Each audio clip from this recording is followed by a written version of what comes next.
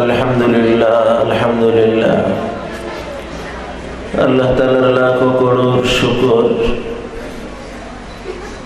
যে আল্লাহ তাআলার খাস ফজল ও করম মেহেরবানিতে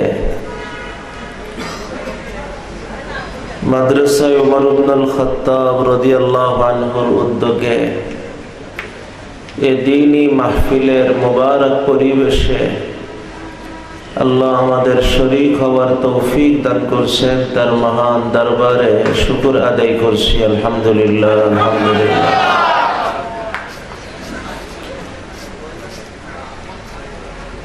একজন না, দুইজন না, এক ডজন না, 100 তালিবে ইলমের মতন কুরআনে কারীমের হিফজ মুকম্মল করে আজ দস্তারে ফজিলত তাদের মাথায় নিয়ে আমাদের সামনে থেকে ওই নুরানি পরিবেশ যেন মনে হইতেছে এখনো পুরা পরিবেশ ছেয়ে আছে। আল্লাহ এই মুবারক মাহফিল আমাদের সকলের জন্য বরকতের, রহমতের, খায়রের, কল্যাণের কবুল করে নেন। হে আমার প্রিয় ভাইরা,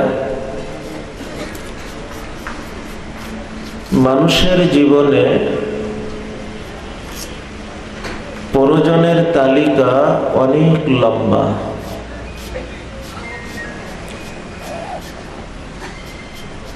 খাবার তার জীবনের প্রয়োজন, চিকিৎসা তার জীবনের প্রয়োজন, শিক্ষা তার জীবনে প্রয়োজন, মাথা গোঁজার একটু ঘর তার জীবনের প্রয়োজন। এমন মৌলিক প্রয়োজনের পাশাপাশি তার জীবনে না জানি কত কত কত প্রয়োজন। হে আমার প্রিয় ভাইরা, মানব জীবনের এই সমস্ত প্রয়োজনের সেরা প্রয়োজন, সর্বসেরা প্রয়োজন, সেই প্রয়োজনের নাম হলো দ্বীন। মানব জীবনে যত যত প্রয়োজন, ওই সমস্ত প্রয়োজন একত্র করেও তার তুলনায় দ্বীন নামক প্রয়োজন দ্বিগুণ না, শতগুণ না, হাজার গুণ না, লক্ষ কোটি কোটি গুণ না, তার থেকেও বহু বহু গুণ। হে আমার প্রিয় ভাইরা, মানব জীবনের এই দিন তার কতটা প্রয়োজন এটাকে বোঝার জন্য রাসূলুল্লাহ সাল্লাল্লাহু আলাইহি ওয়াসাল্লামের একটা হাদিসকে আমরা সামনে আনতে পারি। মুসলিম শরীফের ভিতরে হাদিস আসছে, নবীজি সাল্লাল্লাহু আলাইহি ওয়াসাল্লাম ফরমান,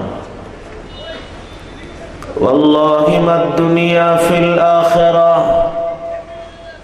ওয়াল্লাহি মাদ দুনিয়া ফিল আখিরাহ ইল্লা মিথলু মা ইয়াজআলু আহাদুকুম ইসবাহু ফিল ইয়াম্মি ফালইয়ানজুর বিমা ইয়ারজি'।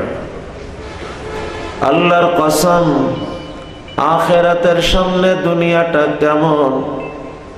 নবীজি বলেন, সাগরের ভিতরে কেউ আঙ্গুল ডুবাই উঠাই আনে তো সাগর ভরা পানির সামনে তার আঙ্গুলে উঠে আসা এক ফোঁটা পানি যেমন, আখিরাতের সামনে দুনিয়াটা এমনই এমন।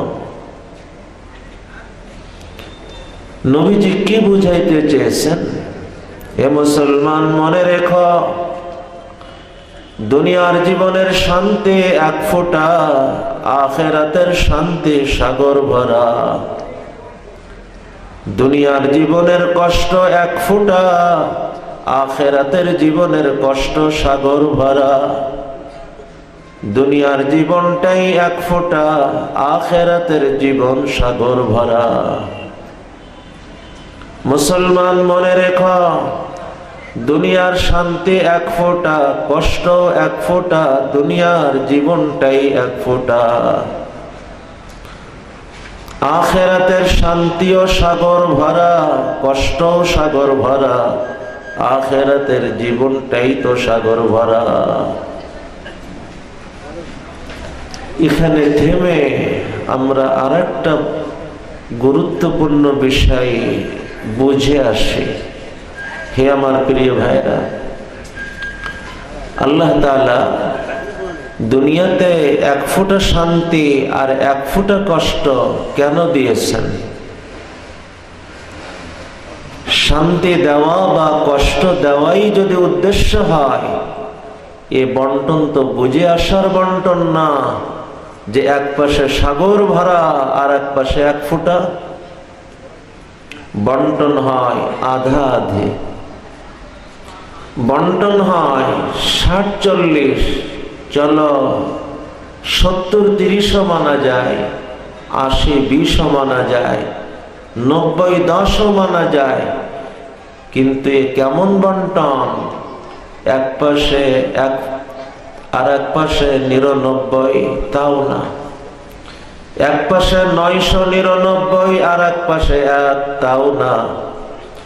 এক পাশে 9999 আর এক পাশে 1, তাও না। এক পাশে 99,999 আর এক পাশে 1, তাও না। এক পাশে হলো সাগর ভরা আর এক পাশে হলো আঙ্গুলে উঠে আসা এক ফোঁটা। তাহলে আখের উদ্দেশ্য কি? হে আমার প্রিয় ভাইরা, আমার মনে পড়ছে হাদিসে আসা ঘটনা। বাহরাইন থেকে মালে গনিমত আসছে, সাহাবাই কেরাম উল্টায় দেখতেছেন, এর ভিতরে হঠাৎ সুন্দর একটা কাপড় সবার নজরে পড়ল। সবাই ওই সুন্দর কাপড় দেখার জন্য যেন ডুবে আছে। কি সুন্দর, কি মুলায়ম কাপড়। নবীজির চোখে পড়ল, সাথে সাথে নবীজি বলে উঠলেন, আরে কিছুদিন আগে যে সাদ মারা গিয়েছে না, আল্লাহ তাকে জান্নাতে যে রুমাল দিয়েছেন তাও এর থেকে অনেক উন্নত। ভাববার বিষয় হলো, সাহাবাই কেরাম দুনিয়ার সুন্দর একটা কাপড় দেখার মধ্যে ডুবে আছেন। নবীজি তাদের চোখ এই সুন্দর কাপড় থেকে টানতে টানতে জান্নাতের কাপড় পর্যন্ত নিয়ে যাইতেছেন কেন? এ কথা বোঝানোর জন্য মুসলমান, তোমার চোখ যখন দুনিয়ার কোন সুন্দর কাপড় দেখবে, তোমার দেখাটা যেন এই দেখা পর্যন্ত সীমাবদ্ধ না হয়। তোমার এই সুন্দর কাপড় দেখার ভিতর দিয়ে তুমি যেন জান্নাতের কাপড় পর্যন্ত দেখার চেষ্টা করো, ভাবার চেষ্টা করো, অনুভব করার চেষ্টা করো। মানুষের জীবনে শান্তি আসে, ওই শান্তি তার কাছে এত শান্তির লাগে, ওই শান্তিকে পাওয়ার জন্য যেন পাগল পরা হয়ে ওঠে। আমার আল্লাহ আমার ভিতরে অনুভূতি জাগ্রত করতে চান, বান্দারে যে শান্তি আজ তোমার কাছে এত শান্তির লাগছে, এই শান্তি হলো এক ফোঁটা শান্তি। আর আখিরাতের শান্তি হলো সাগর ভরা শান্তি। আরে এক ফোঁটা শান্তি যদি এত শান্তির হয়, আরে এক ফোঁটা শান্তি যদি এত শান্তির হয়, সেই সাগর ভরা শান্তি কত শান্তির হবে একবার কি ভেবে দেখেছো? আরে এক ফোঁটা শান্তি পাওয়ার জন্য তুমি কত দৌড়ঝাঁপ, কত চেষ্টা, কত কিছুই না করো। আরে এক ফোঁটা শান্তি পাওয়ার জন্য যদি এত কিছু করতে হয়, সেই সাগর ভরা শান্তি পাওয়ার জন্য তোমার কোনোই করণীয় কি নাই? নাই। হে আমার প্রিয় ভাইরা, এই এক ফোঁটা শান্তির উদ্দেশ্য মূলত শান্তি দেওয়া না, সাগর ভরা শান্তির চেতনা জাগ্রত করা, এটাই হলো আসল উদ্দেশ্য। মানুষের জীবনে কষ্ট আসে, মনে হয় দুনিয়াটা অন্ধকার হয়ে আসছে। আমার আল্লাহ আমার ভিতরে অনুভূতি জাগাইতে চান, আরে যে কষ্টে আজ তোমার কাছে এত কষ্টের লাগছে, এই কষ্ট তো হলো মাত্র এক ফোঁটা কষ্ট। আরে এক ফোঁটা কষ্ট যদি এত কষ্টের হয়, তুমি যে পথে চলতেছ আর চলতেই আছো, এই পথের মাথায় যে সাগর ভরা কষ্ট। আরে এক ফোঁটা কষ্ট যদি এত কষ্টের হয়, সেই সাগর ভরা কষ্ট কত কষ্টের হবে একবার কি ভেবে দেখেছ? এক ফোঁটা কষ্ট থেকে বাঁচার জন্য তুমি কত তদবির, কত যোগাযোগ, কত কিছুই না করো। আরে সাগর ভরা কষ্ট থেকে বাঁচার জন্য তোমার কোনই করণীয় কি নাই? নাই। সরাসরি কোরআন বলতেছে, ওয়ালানুযিকান্নাহুম মিনাল আযাবিল আদনা দুনাল আযাবিল আকবার লাআল্লাহুম ইয়ারজিউন। আমি আল্লাহ বড় বিপদের আগে ছোট বিপদ দিয়ে থাকি। আমি আল্লাহ বড় শাস্তির আগে ছোট ছোট শাস্তি দিই। বলো, সাগর ভরা কষ্টের আগে এক ফোঁটা কষ্ট দিয়ে থাকি কেন? কেন? লাআল্লাহুম ইয়ারজিউন, যাতে করে এক ফোঁটা কষ্টের ভিতর দিয়ে সাগর ভরা কষ্টের চেতনা জেগে ওঠে, সে জীবনকে নিয়ে নতুন করে ভাবতে পারে, জীবনকে নিয়ে নতুন করে সিদ্ধান্ত নিতে পারে, জীবনকে নিয়ে নতুন করে সিদ্ধান্ত গ্রহণ করতে পারে। লাআল্লাহুম ইয়ারজিউন, সাগর ভরা বিপদের পথ ছেড়ে সাগর ভরা শান্তির পথ গ্রহণ করতে পারে। হে আমার প্রিয় ভাইরা, তো এক ফোঁটা শান্তির উদ্দেশ্য শান্তি দেওয়া না, সাগর ভরা শান্তির চেতনা জাগ্রত করা। এক ফোঁটা কষ্টের উদ্দেশ্য কষ্ট দেওয়া না, সাগর ভরা কষ্টের চেতনা জাগ্রত করাই হলো আসল উদ্দেশ্য। মেরে মোহতারাম দোস্তা, এই লম্বা কথাকে সামনে রেখে আমরা আমাদের মূল কথার দিকে এবার যেতে পারি। মানব জীবনে অনেক অনেক প্রয়োজন, এই সমস্ত প্রয়োজনের সেরা প্রয়োজন, শীর্ষ প্রয়োজন, তার নাম হলো দিন। এই দিন নামক প্রয়োজন আমার জীবনে যত যত প্রয়োজন, ওই সব প্রয়োজনের তুলনায় কত বেশি, দ্বিগুণ না, শতগুণ, হাজার গুণ, লক্ষ কোটি কোটি গুণ না। এই আলোচনাকে সামনে রেখে আমরা বলতে পারি, দুনিয়ার জীবনের যত যত প্রয়োজন, সমস্ত প্রয়োজন একত্র করেও ওই প্রয়োজন হলো এক ফোঁটা।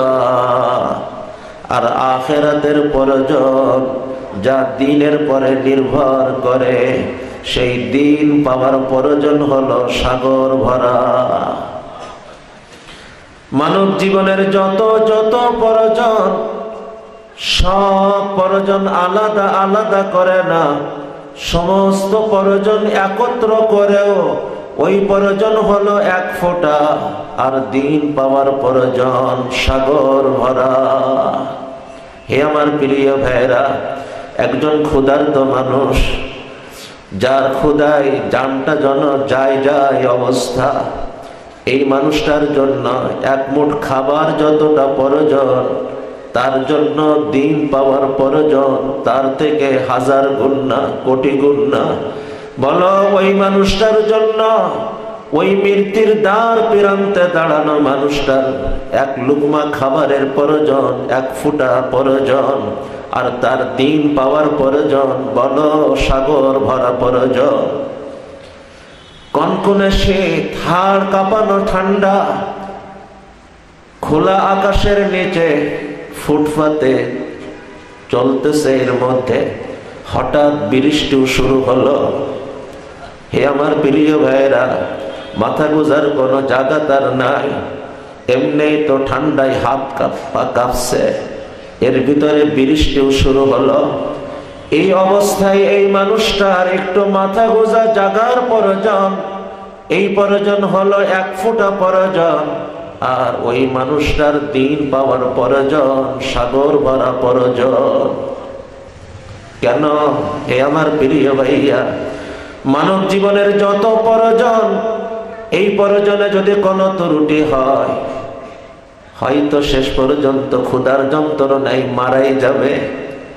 ওই ঠান্ডা পানিতে ভিজে শরীরের মধ্যে কম্পন আসতে আসতে হয়তো এক সময় সে নিস্তেজ হয়ে মারা যাবে। কিন্তু ভাইরা আমার, মৃত্যু তো একদিন আসবেই আসবে। মৃত্যু তো আমার জীবনে একবার আসবেই আসবে, কিন্তু আখিরাতের জীবন, ওই জীবন আমার কিভাবে পার হবে? ওই জীবন তো 1000 বছরের না, লক্ষ বছরের না, কোটি কোটি বছরের না। এ জীবন 1 ফোঁটা, ও জীবন সাগর ভরা। এ কথাও তো অ্যাকুরেট কথা না, শুধু ব্রেনের কাছে কথাটাকে আনার জন্য নবীজি একটা উদাহরণ মাত্র দিয়েছেন।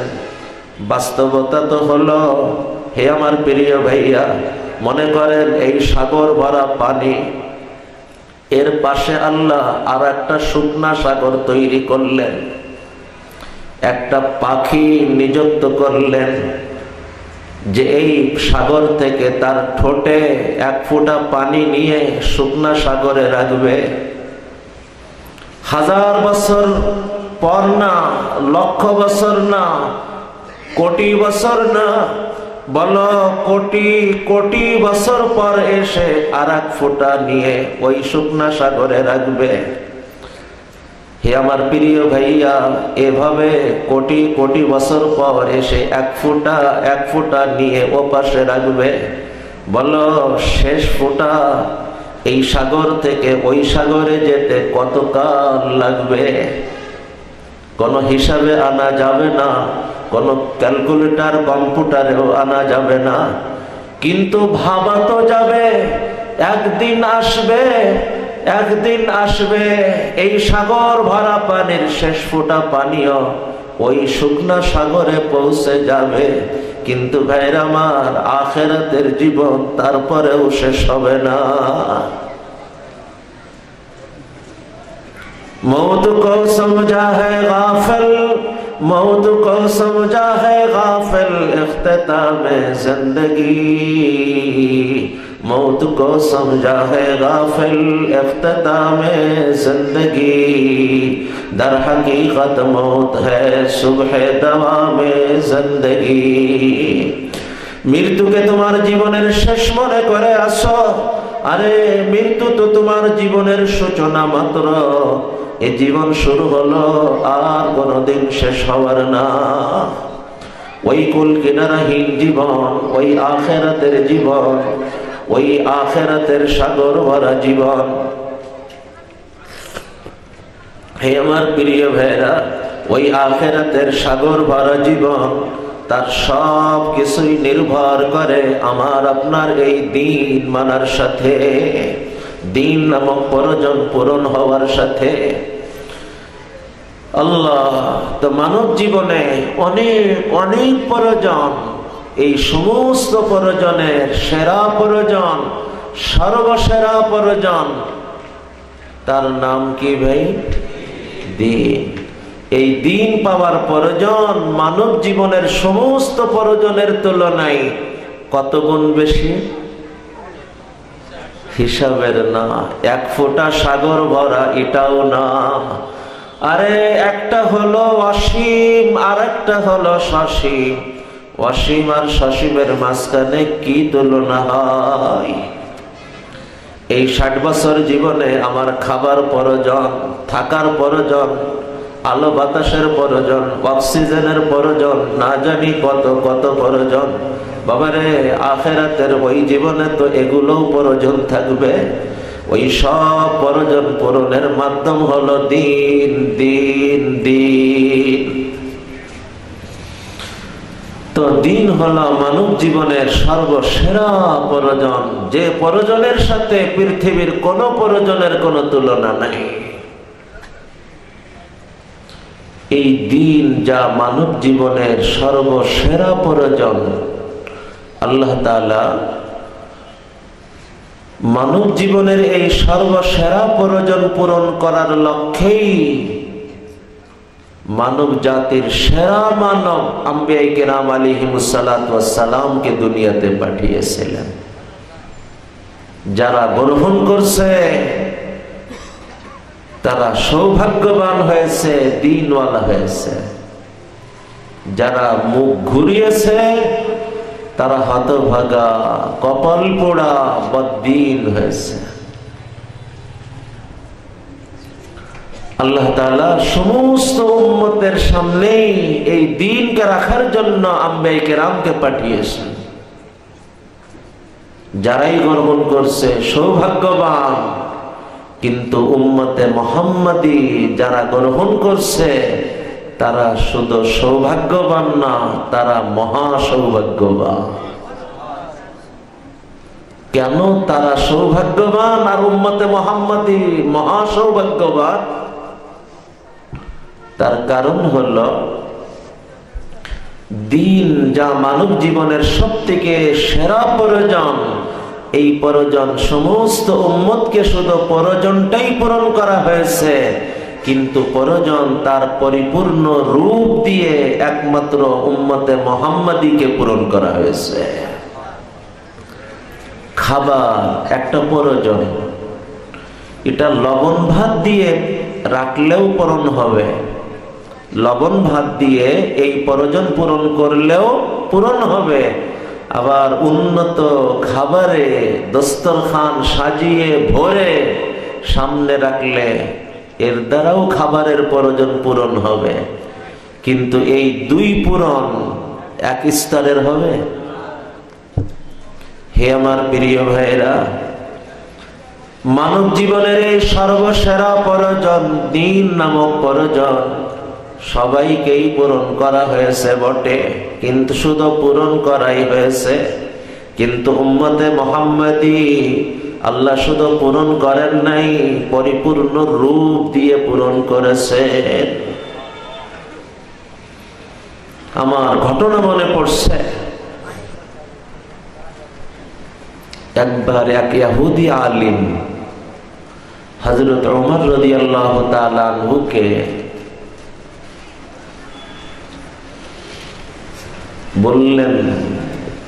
বললেন এজন্য বলছে যে পরবর্তীতে সে মুসলমান হয়েছে।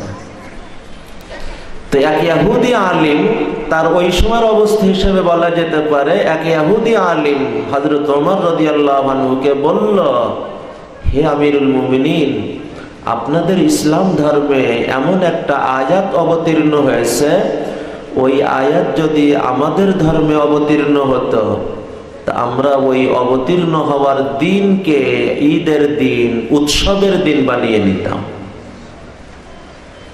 হযরত ওমর রাদিয়াল্লাহু আনহু জিজ্ঞাসা করলেন, কোন আয়াতের কথা বলছেন? তখন হযরত ওমর রাদিয়াল্লাহু আনহুকে ইহুদি যে আয়াত তিলাওয়াত করে শোনাইল, সেটা ওই আয়াত ছিল যে আয়াত আমি খুতবার পরে প্রথম তিলাওয়াত করেছিলাম,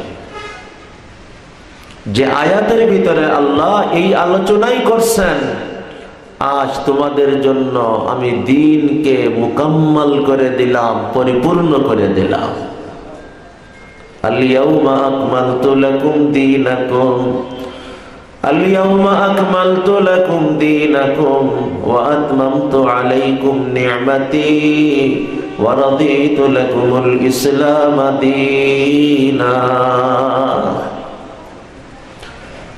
হযরত ওমর রাদিয়াল্লাহু তাআলা শুনে বললেন, আরে এই আয়াত আমার নবীজির পরে কোন দিনে, কোন জায়গাতে, কোন অবস্থায় অবতীর্ণ হয়েছিল, সব আমার চোখের সামনে। দিন শুক্রবার ছিল, শুক্রবার সারা দুনিয়ার মুসলমান আপন আপন এলাকার মসজিদে একত্র হয়ে যায় মুসলমানদের দ্বিতীয় আরাকে ঈদ। তুমি এটা, এই আয়াত অবতীর্ণ হয়েছিল নবীজির পরে আরাফার ময়দানে যখন নবী, আরাফার দিনে যখন নবী, ময়দান আরাফা, দিন আরাফার, আরাফার দিন, আরাফার ময়দান মানে কি জানো? আরে তুমি উৎসব পালন করবে, কতটুকু এরিয়া থেকে লোক একত্র করে, একটা গ্রাম, ইউনিয়ন, থানা, জেলা, বিভাগ, দেশ, মহাদেশ। আরে আরাফার দিন, আরাফার ময়দান, সারা দুনিয়ার প্রতিটি প্রান্ত প্রান্ত থেকে আল্লাহর মানুষদের একত্র হওয়ার দিন, একত্র হওয়ার জায়গা। আল্লাহ ওই দিনে ওই জায়গাতে এই আয়াত নাজিল করে কিয়ামত পর্যন্ত সব থেকে বড় স্মরণীয় দিন, সব থেকে বড় স্মরণীয় জায়গাতেই তো নাজিল করছেন। কিয়ামত পর্যন্তর জন্য সব থেকে বড় একত্র হওয়ার জায়গা, বড় একত্র হওয়ার দিন, ওই দিনে আল্লাহ আয়াত নাজিল করছেন। যাই হোক, হে আমার প্রিয় ভাইরা, আল্লাহ যে দিন আমাদেরকে দিয়েছেন, ওই দিন আংশিক দিন না পুরা দিন? যখন পুরা দিন আল্লাহ আমাদেরকে দিয়েছেন, তো আমাদেরকে এক নম্বর পুরা দিন জানতে হবে, পুরা দিন মানতে হবে, পুরা দিন জিন্দা করার মেহনত করতে হবে। পুরা দিন জানতে হবে, পুরা দিন মানতে হবে, পুরা দিন জিন্দা করার মেহনত করতে হবে।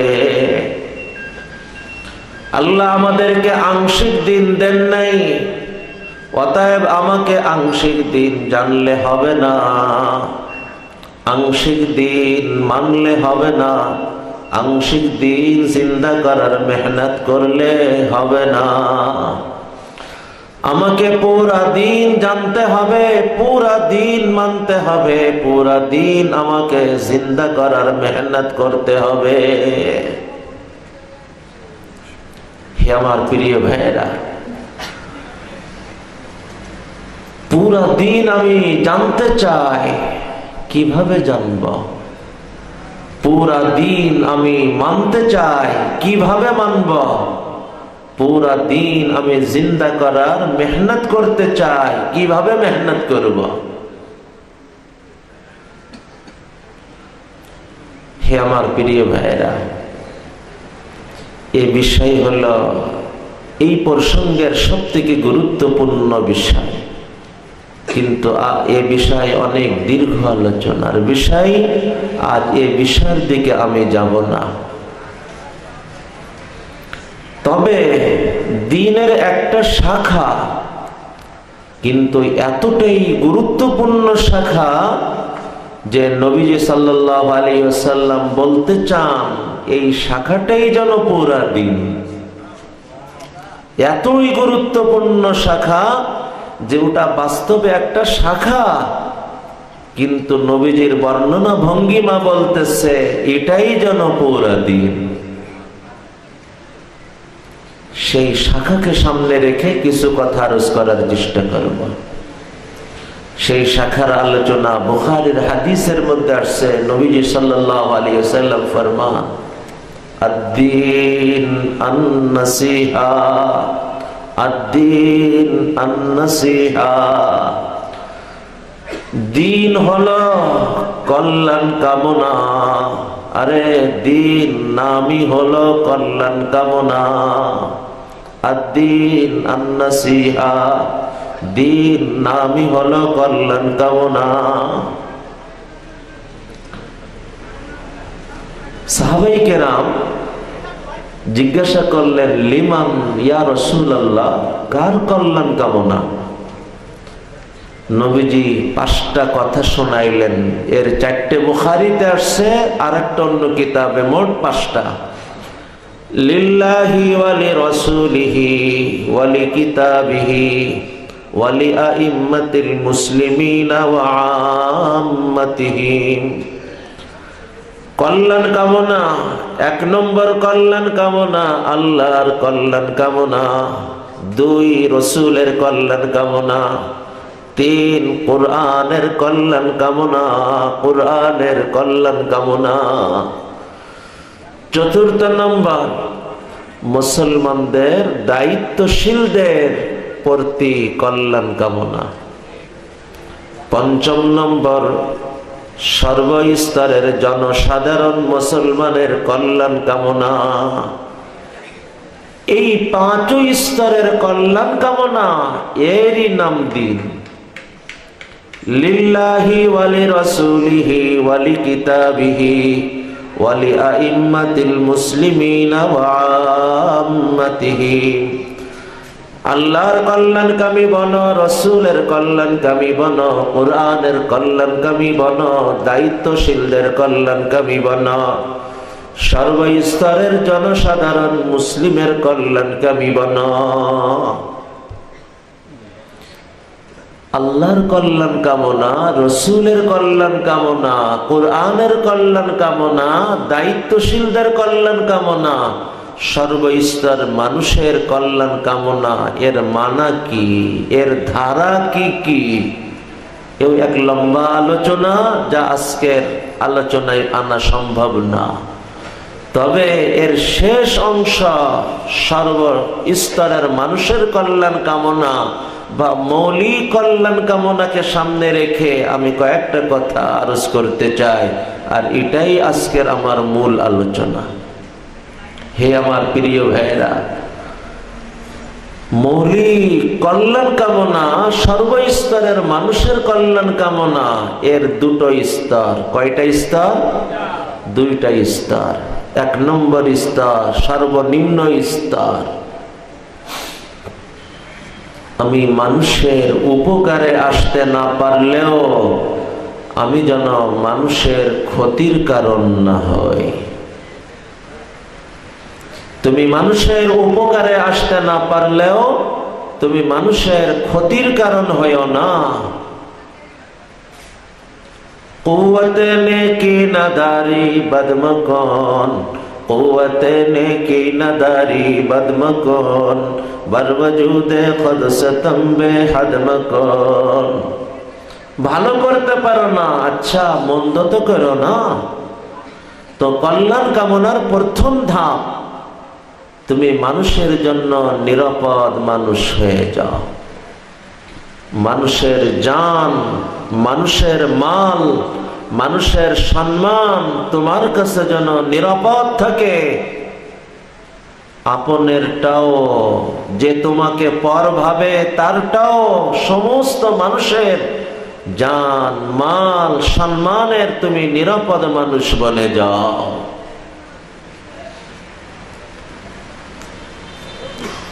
মানুষের জান, মানুষের মাল, মানুষের সম্মান যদি আমার কাছে নিরাপদ না হয়, নবীজি বলতে চান, তুমি নিজেকে যতই ঈমানদার বলে দাবি করো না কেন, বাস্তবে তোমার ঈমান নাই। লা ইউমিনু আহাদুকুম, লা ইউমিনু আহাদুকুম হাত্তা ইয়ামানা জারুহু বাওয়াইকাহু। যার ক্ষতি থেকে আশপাশ নিরাপদ না, ওই মানুষ কোনদিন ঈমানদার না। যার ক্ষতি থেকে আশপাশ নিরাপদ না, ওই মানুষ কোনদিন ঈমানদার হতে পারে না। তার ঈমান নাই। শুধু ঈমান নাই এতটুক না, তার ইসলামও নাই, সে মুসলমানও না। নবীজি বলেন, আল মুসলিম মান সালিমাল মুসলিমুনা মিন লিসানিহি ওয়া ইয়াদিহি। মুসলমান তো সেই যার হাত এবং জবান থেকে সমস্ত মুসলমান নিরাপদ।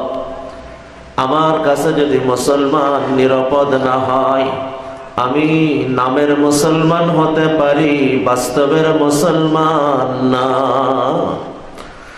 আমি বাস্তবের মুসলমান তখনই হব যখন আমি মানুষের জন্য নিরাপদ মানুষ হব, মানুষের জানও নিরাপদ, মানুষের মালও নিরাপদ, মানুষের সম্মানও নিরাপদ। যদি আমি নিরাপদ না হতে পারি তাহলে আমি মুমিনই না, আমি মুসলিমই না। মানে ঈমান তো আছে, ইসলাম তো আছে, কিন্তু এত অল্প, এত জীর্ণ শীর্ণ, এতই মুমূর্ষ, ওকে থাকা বলা যায় না। মনে করেন কেউ এক লুকমা খাবার খেয়েছে, তাকে যদি বলা হয় ভাই খাবার খেয়েছ, তো সে কি বলবে? না ভাই খাবার তো খাই নাই। তাকে যদি কেউ বলে একটু আগেই যে দেখলাম খেতে, তো বলবে ভাই ও তো এক লুকমা খাবার পেটে যাওয়ার আগেই তো হজম হয়ে গেছে। তো খাবার তো খেয়েছে, কিন্তু ওই খাবার খাবার হিসেবে বলা যায় না। ঈমান তো তার আছে, কিন্তু এতটাই দুর্বল। ইসলাম তো আছে, কিন্তু এতটাই মূর্খ, ওটাকে ঈমান বলা যায় না, ওটাকে ইসলাম বলা যায় না। আল্লাহ দিন হলো কল্যাণ কামনা।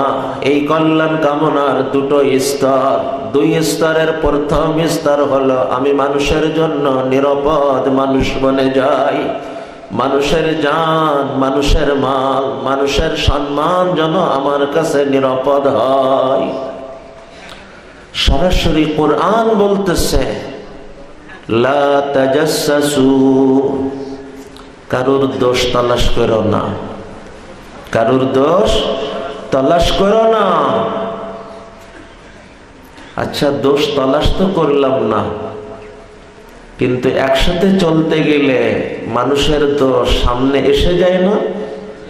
এমন যদি দোষ সামনে এসে যায়, তো নবীজি বলতেছেন ওই দোষের কথা কাউকে বলবে না, তুমি ওই দোষের কথা একদম লুকাই দিবে। লাভ কি হবে জানো? তুমি যদি ওই দোষের কথাটা লুকাই দিতে পারো, আল্লাহ আখিরাতে তোমার সব দোষ লুকাই দিবে।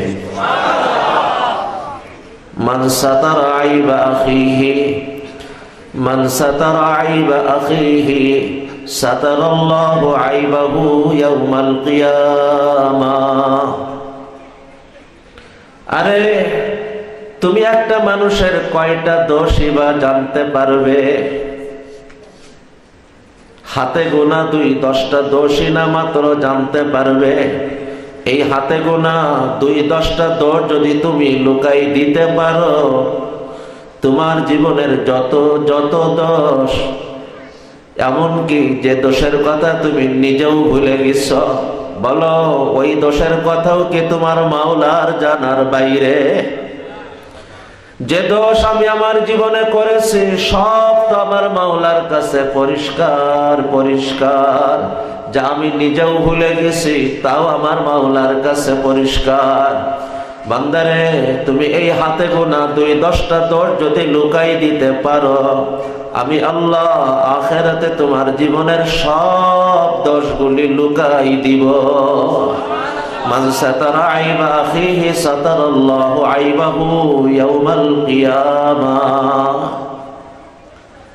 এত করে বোঝানো হলো, এরপরেও যদি তুমি না শোনো, না মানো, আর মানুষের দোষ মানুষের কাছে বলে বেড়াও, আর তোমাকে কেউ কিছু বললে তুমি উল্টো বলো আমি কি মিথ্যে দোষ বলতেছি, আমি তো সত্যি দোষই বলতেছি। আরে এই সত্য দোষ বলার নামই তো গীবত,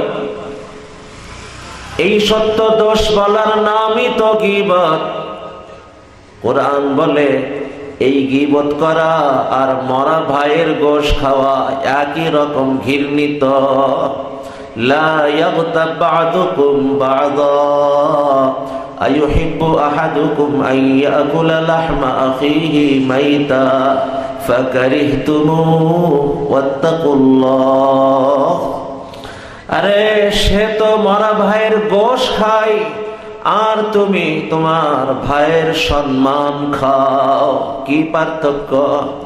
একজন মরা ভাইয়ের গোশ খাইতেছে, আর তুমি তো তোমার ভাইয়ের সম্মান খাইতেছ। জানো, একজন সম্মানিত মানুষ তার সম্মান বাঁচানোর জন্য মরে যাওয়াটাও গ্রহণ করে নেয়। মানুষের কাছে তার সম্মান তার জীবন থেকেও দামি হয়। তুমি সেই মানুষের সম্মান খাইতেছ, এর থেকে তো ভালো তুমি মরা ভাইয়ের গোশ খাও। সে মরা ভাইয়ের গোশ খায়, আর তুমি তোমার ভাইয়ের সম্মান খাও। লা ইয়াগতাব বা'দুকুম বা'যা আইয়ুহিব্বু আহাদুকুম আন ইয়াকুলা লাহমা আখিহি মাইতা ফাকারিহতুমুহু ওয়াত্তাকুল্লাহ। হে আমার প্রিয় ভাইরা, তুমি দিনওয়ালা হতে চাও, পারবে না যত সময় না তুমি মানুষের জন্য নিরাপদ মানুষ হবে। শুধু তিলাওয়াত দিয়ে, নামাজ দিয়ে, দাওয়াত দিয়ে, জিকির দিয়ে তুমি যদি দিনওয়ালা হতে চাও, পারবে না যত সময় না তুমি মানুষের জন্য নিরাপদ মানুষ হবে। মানুষের জান নিরাপদ, মালও নিরাপদ, সম্মানও নিরাপদ। আল্লাহ, তুমি রাসূলের সুন্নাত তালাশ করো। জানো, নবীজির কাছে মানুষের জান, মাল, সম্মান কতটা নিরাপদ ছিল। হিজরতের ঘটনা কার বা জানা? যারা নবীজিকে মেরে ফেলার ষড়যন্ত্র করতেছে, তাদেরও অনেকের সম্পদ নবীজির কাছে। এই ভয় তাদের ভিতরে নাই, নবীজি নিহত হলে আমাদের সম্পদ হারাই যাবে, পাবো না। আর নবীজি তাদের এই বিশ্বাসকে কিভাবে রক্ষা করছেন। পরিস্থিতি যখন বড় ভয়ানক রূপ নিল, আল্লাহর হুকুমে আল্লাহ রাসূল হিজরত করার সিদ্ধান্ত নিলেন, ওদিকে দুষ্টুরা নবীজিকে মেরে ফেলার জন্য নবীজির ঘর ঘেরাও দিয়ে বসে আছে। ওই সময়ও নবীজি এ কথা ভাবেন নাই, যারা আমার জীবনটাও কেড়ে নিতে চায় তাদের সম্পদ রাখার হেফাজতের কি প্রয়োজন, রাখো, যা হয় হবে না। আল্লাহ রাসূল তাদের এক একজনের সম্পদ একটা একটা করে সব হযরত আলী রাদিয়াল্লাহু তাআলা আনহুকে বুঝাই দিলেন। এরপর তার আপন বিছানায় ওনাকে শোয়াই দিলেন। বের হবেন, পুরা ঘর তো চারিদিকে ঘেরাও দিয়ে আছে, তারা বের হলেই আঘাত করবে, মেরে ফেলবে। নবীজি সাল্লাল্লাহু আলাইহি ওয়াসাল্লাম কঙ্কর ভরা এক মুঠ মাটি নিলেন, সূরা ইয়াসিনের ওই আয়াত তিলাওয়াত করলেন, ফাআগশাইনাহুম ফাহুম লা ইউবসিরুন।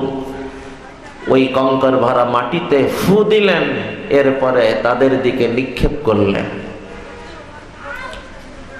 আল্লাহর পক্ষ থেকে তাদের সামনে যেন কুদরতি পর্দা ঝুলে পড়ল। নবীজি বের হয়ে পড়লেন, কেউ দেখতেও পেল না। ফাআগশাইনাহুম ফাহুম লা ইউবসিরুন। তো এই কঠিন সময় যারা নবীজির জীবনটাও কেড়ে নিতে চায়, তাদের জন্য নবীজি তাদের সম্পদ কতটা নিরাপদ ব্যবস্থা করে যান। তুমি নামাজের মাধ্যমে, দাওয়াতের মাধ্যমে, জিকিরের মাধ্যমে, মসজিদ মাদ্রাসা বানানোর মাধ্যমে তুমি দিনওয়ালা মানুষ হতে চাও, আরে পারবে না। যত সময় না এগুলোর সাথে সাথে তুমি সমস্ত মানুষের জন্য নিরাপদ মানুষ না হবে, মানুষের জান, মানুষের মাল, মানুষের সম্মান আমার কাছে নিরাপদ না হবে। আপনেরটাও নিরাপদ, যে আমাকে পর ভাবে তারটাও নিরাপদ। এমনকি যে আমাকে আঘাত দিতে চায়, আমার জীবনটাও কেড়ে নিতে চায়, তারটাও নিরাপদ। আদ-দীন আন-নাসিহা, আদ-দীন আন-নাসিহা। তো তবে মনে রাখা, এই সব বিষয় নিজেদের ব্যক্তিগত ব্যাপারে, দ্বীনের ব্যাপারে সত্যকে পরিষ্কার করা, এটা এর ভিতরে পড়ে না। বরং সত্য পরিষ্কার করার নামই তো কল্যাণ কামনা। কারণ সত্য যদি অস্পষ্ট থাকে, মানুষ সত্যকে কিভাবে গ্রহণ করবে? দ্বীনের ব্যাপার, তখন সত্যকে বলতেই হবে। ওই সত্যকে বলা গীবত বলে না, বরং ওই সত্যটা বলার নামই নসিহাত, ওই সত্য বলার নামই কল্যাণ কামনা। যাই হোক ভাইরা আমার, তো যে দিন এত গুরুত্বপূর্ণ, যার শাখা অনেক বিস্তৃত, সেই সমস্ত শাখার মধ্যে একটা শাখা এমনই শাখা, যে শাখা হলেও নবীজি তার বর্ণনা ভঙ্গিমায় বলতে চান এটাই যেন পুরা দিন। সেই শাখার নাম কি? কল্যাণ কামনা। কল্যাণ কামনা। এই কল্যাণ কামনার কয়টা স্তর? দুইটা স্তর। প্রথম স্তর নিম্ন স্তর। আমি যেন সমস্ত মানুষের জন্য নিরাপদ মানুষ হয়ে যাই। মানুষের জানও নিরাপদ, মালও নিরাপদ, সম্মানও নিরাপদ, আপনেরটাও নিরাপদ, যে আমাকে পর ভাবে তারটাও নিরাপদ। আমার তো কেউ পর নাই, আমাকে যে পর ভাবে তারটাও নিরাপদ। এমনকি যে আমাকে আঘাত দিতে চাই তারটাও নিরাপদ। কল্যাণ কামনার দ্বিতীয় স্তর, শেষ স্তর, সেরা স্তর। আল্লাহ এই স্তরে আমাদের সবাইকে কবুল করে নেন। হে আমার প্রিয় ভাইরা, তুমি মানুষের জন্য নিরাপদ মানুষ হওয়ার সাথে সাথে তুমি মানুষের জন্য উপকারী মানুষ বনো। আমি যদি নিরাপদ মানুষ না হতে পারি, আমি তো মানুষের তালিকাতেই না। তুমি যদি নিরাপদ মানুষ হতে পারো, তাহলে তুমি মানুষের তালিকায়। কিন্তু ভালো মানুষের তালিকায় যদি উঠতে চাও, এক কদম সামনে বাড়াও। মানুষের জন্য নিরাপদ মানুষ হওয়ার পাশাপাশি মানুষের জন্য উপকারী মানুষ বনো। নবীজি সাল্লাল্লাহু আলাইহি ওয়াসাল্লাম ফরমান, খায়রুন নাস মান ইয়ানফাউন নাস। ভালো মানুষ যে মানুষের উপকারে আসে। যে কারোর উপকারে আসে না, সে কোনোদিন ভালো মানুষ হতে পারে না। তুমি একজনের উপকারে, হ্যাঁ তুমি ভালো। 10 জনের উপকারে আরো ভালো, 100 জনের উপকারে আরো ভালো। যত জনের উপকারে তত ভালো, তত ভালো, তত ভালো। এই কল্যাণ কামনা, এই কল্যাণ কামনা, মানুষের উপকারে আসা। আপনের যে আমাকে পর ভাবে তার, যে না বুঝে ক্ষতিগ্রস্ত হয় তার, যে আমাকে আঘাত দিতে চাই তার। মনে রেখো, আদ-দীন আন-নাসিহা। আসল দিন তো হলো কল্যাণ কামনা, সমস্ত মানুষের কল্যাণকামী হওয়া, সমস্ত মানুষের কল্যাণকামী হওয়া, আপনেরও কল্যাণকামী হওয়া। যে আমাকে পর ভাবে তার কল্যাণকামী হওয়া, যে না বুঝে ক্ষতিগ্রস্ত হয় তার কল্যাণকামী হওয়া, যে আমাকে আঘাত দিতে চাই তার কল্যাণকামী হওয়া। এই কল্যাণ কামনায় আমার এক ঘটনা মনে পড়ছে। বিশ্বাস হওয়ার মতন ঘটনা না, কিন্তু বিশ্বাস না করেও উপায় নেই। জীবন্ত ইতিহাস, হাদিসে আসা ঘটনা। মানুষ এতটাও কল্যাণকামী হতে পারে, হায়রান লাগে। হ্যাঁ, কেন হবে না? যার গোটা অস্তিত্বটা কল্যাণ কামনায় ভরা ছিল, সেই রাহমাতুল লিল আলামিন সাল্লাল্লাহু আলাইহি ওয়াসাল্লামের সোহবত পাওয়া, সান্নিধ্যতা পাওয়া আসহাবে রাসূল তো হওয়ারই কথা। আমার ঘটনা মনে পড়তেছে, এক কল্যাণ কামনার ঘটনা। সমস্ত সাহাবাই কেরামের মধ্যে সবথেকে সুদর্শন সাহাবী ছিলেন। এতটাই সুন্দর, এতটাই সুদর্শন, উনাকে বলা হতো এই উম্মতের হযরত ইউসুফ আলাইহিস সালাম। ইউসুফ হাযিহিল উম্মাহ হযরত জারীর ইবনে আব্দুল্লাহ আল বাজালি রাদিয়াল্লাহু আনহু। মূল নাম হলো জারীর, ছোট্ট নাম, মুখে উচ্চারণ করতেও মিষ্টি লাগে, শুনতেও মিষ্টি লাগে, অনেক সুন্দর, অত্যন্ত সহজ উচ্চারণ, শ্রুতি মধুর। জারীর অনেক সুন্দর লাগে না? তো নামটা বড় সুন্দর, দেখতে আরো সুন্দর, মনটা হাজার গুণ সুন্দর। নামটাও চমৎকার, দেখতেও চমৎকার, তার মনটা তার থেকে হাজার গুণ চমৎকার। হযরত জারীর রাদিয়াল্লাহু,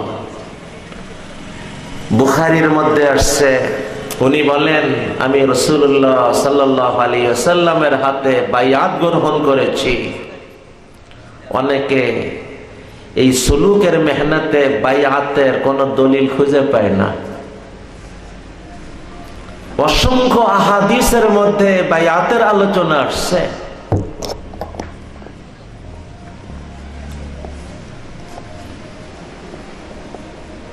সাহাবাই কেরামের মধ্যে 3 রকম বাইআত ছিল। এক হলো ঈমান গ্রহণের বাইআত, বাইআত আলাল ঈমান, এ তো সমস্ত সাহাবাই কেরামের মধ্যেই ছিল।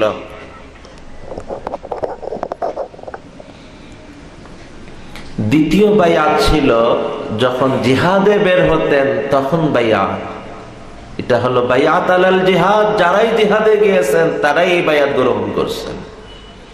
3 নম্বর বাইআত ছিল গুনাহ মুক্ত জীবন, নেক আমলে ভরা জীবনের পরে বাইআত, কোন আনুগত্যের পরে এবং আল্লাহর নাফরমানি থেকে বেঁচে চলার পরে যে বাইআত ছিল, এই বাইআত হলো বাইআতে সুলুক, আত্মশুদ্ধির বাইআত। বাইআতের শাব্দিক অর্থটাও যদি কেউ বুঝে নেয় তো কোনো প্রশ্নই নাই। বাইআত মানে শপথ গ্রহণ, বাইআত মানে শপথ গ্রহণ।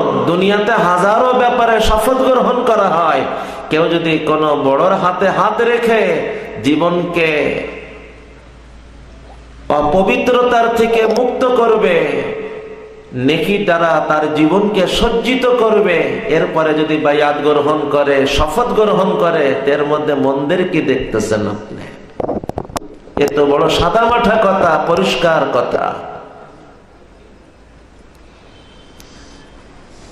পীর মুরিদি বোঝে না পীর কি জিনিস। আজকের দুনিয়াতে যে কোনো কাজ মানুষ করে, ওই কাজের একজন উপদেষ্টা রাখে না? তো আখিরাতের জীবন চালানোর একজন উপদেষ্টা রাখা, এর নামই তো শায়েখ, এর নামই পীর, এর নামই মুর্শিদ, আর কিচ্ছু না।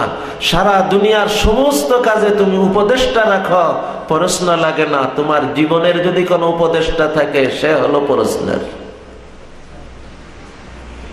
তোমার অন্তর জগৎ চলার ক্ষেত্রে তুমি যদি একজন উপদেষ্টা রাখো, এর নামই তো পীর গ্রহণ, শায়েখ গ্রহণ, মুর্শিদ গ্রহণ। তো বাইআত হলো শপথ গ্রহণ, আর মুরব্বি গ্রহণ মানে উপদেষ্টা গ্রহণ। তো যাই হোক ভাইরা আমার, তো হযরত জারীর রাদিয়াল্লাহু আনহু বলেন আমি নবীজির হাতে বাইআত গ্রহণ করেছি, মানে শপথ গ্রহণ করেছি 3টে বিষয়ের পর। নামাজ ঠিক মতো পড়ব, নামাজ কায়েম করব, যাকাত আদায় করব, 3 নম্বর সমস্ত মুসলমানের কল্যাণকামী হব। বায়াতুন নবী সাল্লাল্লাহু আলাইহি ওয়াসাল্লাম আলা ইকামিস সালাহ ওয়া ইতাইজ যাকাহ ওয়ান নুসহি লিকুল্লি মুসলিমিন। সমস্ত মুসলমানের কল্যাণকামী হব। এই কল্যাণ কামনা কিভাবে উনি রক্ষা করলেন? তাবরানির মধ্যে ঘটনা আসছে, ওই ঘটনা আমার শোনানোর উদ্দেশ্য। একবার উনি ওনার খাদিমকে, গোলামকে বললেন বাজার থেকে ভালো তাজা একটা ঘোড়া কিনে আনো। তো গোলাম ছিল বড় বিচক্ষণ, 300 দিনার দিয়ে, দিনার বলে স্বর্ণ মুদ্রা, যা ওই সময়ের মুদ্রা হিসেবে চালু ছিল। তো 300 দিনার দিয়ে সে বড় তাজা একটা ঘোড়া কিনে মালিককেও সাথে নিয়ে আসছে টাকা পরিশোধ করার লক্ষ্যে। হযরত জারীর রাদিয়াল্লাহু তাআলা আনহু কে যখন সে বলল, হযরত জারীর রাদিয়াল্লাহু আনহু ঘোড়া দেখতেছেন আর মালিককে দেখতেছেন। ঘোড়াকে পর্যবেক্ষণ করতে শুরু করলেন। বেশ সময় পর্যবেক্ষণ করে মালিকের দিকে ফিরে বললেন, আরে তোমার ঘোড়ার মূল্য তো 300 দিনার না, তোমার ঘোড়ার মূল্য এর থেকে অনেক বেশি। আমি যদি তোমাকে 100 দিনার বাড়িয়ে দিই, তোমার কোনো আপত্তি আছে? ভাই, টাকা বাড়াই দিলে কার আপত্তি হয়? সে বলতেছে, হযরত আপনার মর্জি, যেমন আপনি বলেন। তখন আবার পর্যবেক্ষণ শুরু করলেন। 100 দিনার আরো বাড়াইলেন, আবার 100 দিনার, আবার 100 দিনার। এভাবে বাড়াইতে বাড়াইতে 300 দিনারের ডবল হয় 600 দিনার, 700, 800 দিনার পর্যন্ত পৌঁছে। এরপরে খাদিমকে বললেন, যাও ঘর থেকে 800 দিনার এনে তাকে দিয়ে দাও। ওনার সঙ্গীরা ওনাকে জিজ্ঞাসা করলেন যে, হযরত মালিক তো 300 দিনারে বিক্রি করতে রাজি ছিল, আপনি তার মূল্য বাড়াইতে বাড়াইতে প্রায় 3 গুণ বাড়িয়ে দিলেন কেন? আর 100 হলেই তো 3 গুণ। তখন হযরত জারীর রাদিয়াল্লাহু আনহু যে কথাটা বলেছিলেন, ওই কথাটাই শোনানো উদ্দেশ্য। উনি বললেন, আমি যখন দেখলাম ঘোড়াটাকে, তা আমার কাছে পরিষ্কার হয়ে গেল এই ঘোড়ার মালিক তার ঘোড়ার মূল্য সম্পর্কে অজ্ঞ, অবুঝ, আনাড়ি, বোঝে না। আমি চাইলে এই 300 দিনারে তার ঘোড়া নিয়ে নিতে পারি, কিন্তু আমার মনে তখন জেগে উঠল, নবীজির হাতে করা শপথের কি হবে?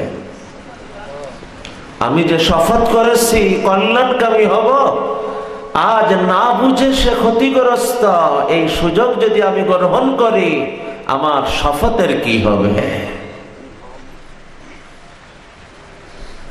হে আমার প্রিয় ভাইরা, এই স্তরের কল্যাণ কামনা হয়তো আমরা ভাবতেও পারবো না, কোনোদিন করতেও পারবো না। এই স্তরের কল্যাণ কামনা কোনোদিন কল্পনাও করতে হয়তো পারবো না। তাই বলে এই ঘটনাকে আমার জীবনের মাইল ফলক বানিয়ে কল্যাণ কামনার শেষ প্রান্তেও কি একটু জায়গা নেওয়ার চেষ্টা করা যাবে না?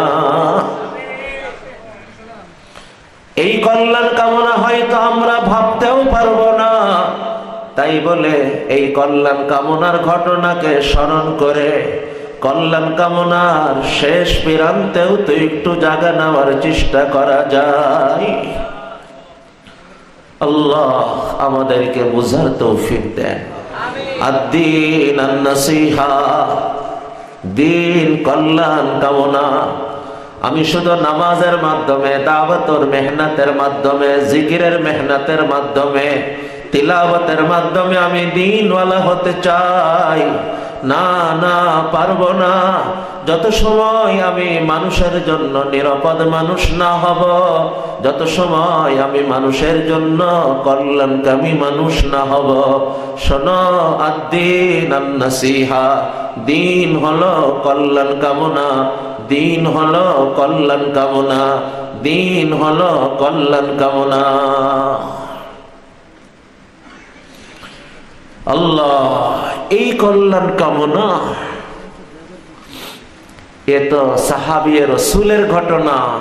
চলেন এবার আরেকটা ঘটনা শুনে আসি, সরাসরি নবীজির ঘটনা। হে আমার প্রিয় ভাইরা, তায়েফের ঘটনা কার অজানা? নবীজির তায়েফ সফরের ঘটনা ছোট ছোট বাচ্চাদেরও পর্যন্ত জানা। কি অবস্থা! দুষ্টরা নবীজির পরে যেন পাথরের বৃষ্টি ফেলতেছে। নবীজি মনে হয় যেন পাগলের মতন দৌড়াইতেছে। দৌড়াইতে দৌড়াইতে সামনে যখন আঙ্গুরের বাগান দেখলেন, ওর ভিতরে ঢুকে পড়লেন। ফারিস্তা এসে হাজির, ইয়া রাসূলুল্লাহ, একটু অনুমতি দেন, দুই পাহাড় মিলাই দিয়ে এদেরকে পিষে ফেলি। নবীজি বললেন, না, এমনটা করো না। হয়তো এরা একদিন ঈমান আনবে, আর এরা যদি ঈমান নাও আনে, এদের বংশের ভিতরে কেউ দ্বীনের সৈনিক বনবে। হে আমার প্রিয় ভাইরা, এরপর রাসূল আল্লাহর কাছে হাত উঠায় তাদের কল্যাণে দোয়া করতেছেন। আল্লাহুম্মা গফির লিকওমি, আল্লাহুম্মা গফির লিকওমি ফাইন্নাহুম লা ইয়ালামুন। আল্লাহ, আপনি এদেরকে মাফ করে দেন, কারণ এরা আমাকে না জানার কারণে আঘাত দিয়েছে। আল্লাহ, আমি তো এদেরকে মাফ করে দিয়েছি, আপনিও এদেরকে মাফ করে দেন, কারণ এরা আমাকে না জানার কারণে আঘাত দিয়েছে। হে আমার প্রিয় ভাইরা, কত বছর পার হয় নাই, মাসও পার হয় নাই, সপ্তাহ দিনও পার হয় নাই, ঘন্টাও পার হয় নাই। সময়ের সাথে সাথে মানুষের অন্তর সহজ হয়, অন্তর স্বাভাবিক হয়, কিন্তু ক্ষত থেকে এখনো তাজা রক্ত ঝরতেছে, এখনো অন্তরের ক্ষতও তাজা, শরীরের ক্ষতও তাজা, শরীর থেকে এখনো তাজা রক্ত ঝরতেছে। এই অবস্থায় নবী তাদের হয়ে ক্ষমা চাইতেছে, তাদের হয়ে আল্লাহর কাছে ওযর পেশ করতেছে। আল্লাহ, আমি তো মাফ করে দিয়েছি, আপনিও মাফ করে দেন, আপনিও ক্ষমা করে দেন, আপনিও ক্ষমা করে দেন। আল্লাহ, এরা আমাকে না জানার কারণে, এরা আমাকে না বোঝার কারণে আমাকে আঘাত দিয়েছে। আল্লাহুম্মা গফির লিকওমি ফাইন্নাহুম লা ইয়ালামুন। হে আমার প্রিয় ভাইরা, আমি দ্বীনওয়ালা হতে চাই। কিভাবে? শোনা, আদ-দীন আন-নাসীহা, দ্বীন হলো কল্যাণ কামনা। যত সময় না তুমি কল্যাণকামী হবে, তুমি পুরা দ্বীনওয়ালা হতে পারো না, পারো না, পারো না। আপনের জন্য কল্যাণকামী হও, যে না বুঝে ক্ষতিগ্রস্ত তার কল্যাণকামী হও, যে আমাকে আঘাত দে তার কল্যাণকামী হও। সমস্ত মানুষের জন্য তুমি কল্যাণকামী বনো, কল্যাণকামী বনো, কল্যাণকামী বনো। শোনো, দ্বীন হলো কল্যাণ কামনা, দ্বীন হলো কল্যাণ কামনা। হে আমার প্রিয় ভাইরা, যার দিলে কাউকে পর ভাবে না, যার দিলে কারোর থেকে প্রতিশোধ নেওয়ার মন রাখে না, যার দিলে সমস্ত মানুষের কল্যাণ কামনা থাকে, আপনেরও কল্যাণ কামনা, যে তাকে পর ভাবে তারও কল্যাণ কামনা, যে তাকে আঘাত দে তারও কল্যাণ কামনা, তার অন্তরটা শুধু কল্যাণ কামনাতে ভরা। শুনে নাও, পুরা শরীরকে কান বানিয়ে শুনে নাও, আল্লাহ এই দুনিয়াতেই জান্নাতের প্রশান্তি ওই অন্তরে দান করবে। যার অন্তরে কারোর প্রতি ব্যথা নাই, কারোর প্রতিশোধ নেওয়ার নাই, যার অন্তর সবার কল্যাণ কামনাই, যার অন্তর শুধু কল্যাণকামী অন্তর। শোনো, এই মানুষের অন্তর আল্লাহ দুনিয়াতেই জান্নাতের পর শান্তি দান করে। আল্লাহ যে মানুষকে আঘাত দিতে চায়, মানুষের কোন অবস্থায় ভিতরে জ্বলতে থাকে, শেখ সাদি রহমতুল্লাহ আলাইহি তো পর্যন্ত বলছেন তার আর কোনো শাস্তি দরকার নেই, সে তো এমনিই শাস্তির মধ্যে, তার নিজের ভিতরেই আগুন জ্বলতেছে, সে নিজের আগুনেই যেন সবসময় আগুনের মধ্যে জ্বলতেছে। এরপর থেকে এর থেকে আর কি শাস্তি দরকার তার? তুমি কল্যাণকামী অন্তর গ্রহণ করো, দেখে নিও আল্লাহ এই দুনিয়াতেই জান্নাতের পর শান্তি অন্তরে দান করবে। মনে রাখা, দিলের মধ্যে খুদাই করে নেওয়া, পুরা শরীরকে কান বানিয়ে শোনা।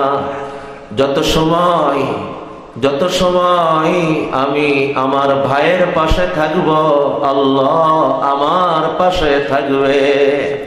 যত সময় তুমি ভাইয়ের পাশে বলো তুমি ভাইয়ের পাশে, তো আল্লাহ তোমার পাশে। তুমি ভাইয়ের পাশে, তুমি মানুষের পাশে, তো আল্লাহ তোমার পাশে। যত সময় তুমি মানুষের পাশে, তত সময় আল্লাহ তোমার পাশে। তুমি মানুষের কল্যাণে, তো আল্লাহ তোমার কল্যাণে। তুমি মানুষের উপকারে, তো আল্লাহ তোমার উপকারে। বলো, যার উপকারে আল্লাহ, যার কল্যাণে আল্লাহ, তার কল্যাণকে বাধা দেওয়ার কে? যার উপকারে আল্লাহ, তার উপকারকে বন্ধ করার কে? যার কল্যাণ কামনাতে আল্লাহ নিজে, বলো তার কল্যাণ কামনাকে বাধা দেওয়ার কে? ওয়াল্লাহু ফি আউনিল আবদি মা কানাল আবদু ফি আউনি আখি। দিন কল্যাণ কামনা, দিন কল্যাণ কামনা, দিন কল্যাণ কামনা। হে আমার প্রিয় ভাইরা, এই প্রসঙ্গকে আগায় নেন। মানুষের ৬০-৭০ বছরের এই জীবনে কোন কল্যাণ কামনা, কোন উপকারে আসা, এটাও উপকারে আসা, এটাও কল্যাণ কামনা, নিঃসন্দেহে কল্যাণ কামনা। কিন্তু এ কথাও আমাকে বলতে হবে, মানুষের আখিরাতের জীবনের উপকারে আসা, মানুষের আখিরাতের কল্যাণ কামনাতে লাগতে পারা, এটা হলো সেরা কল্যাণ কামনা।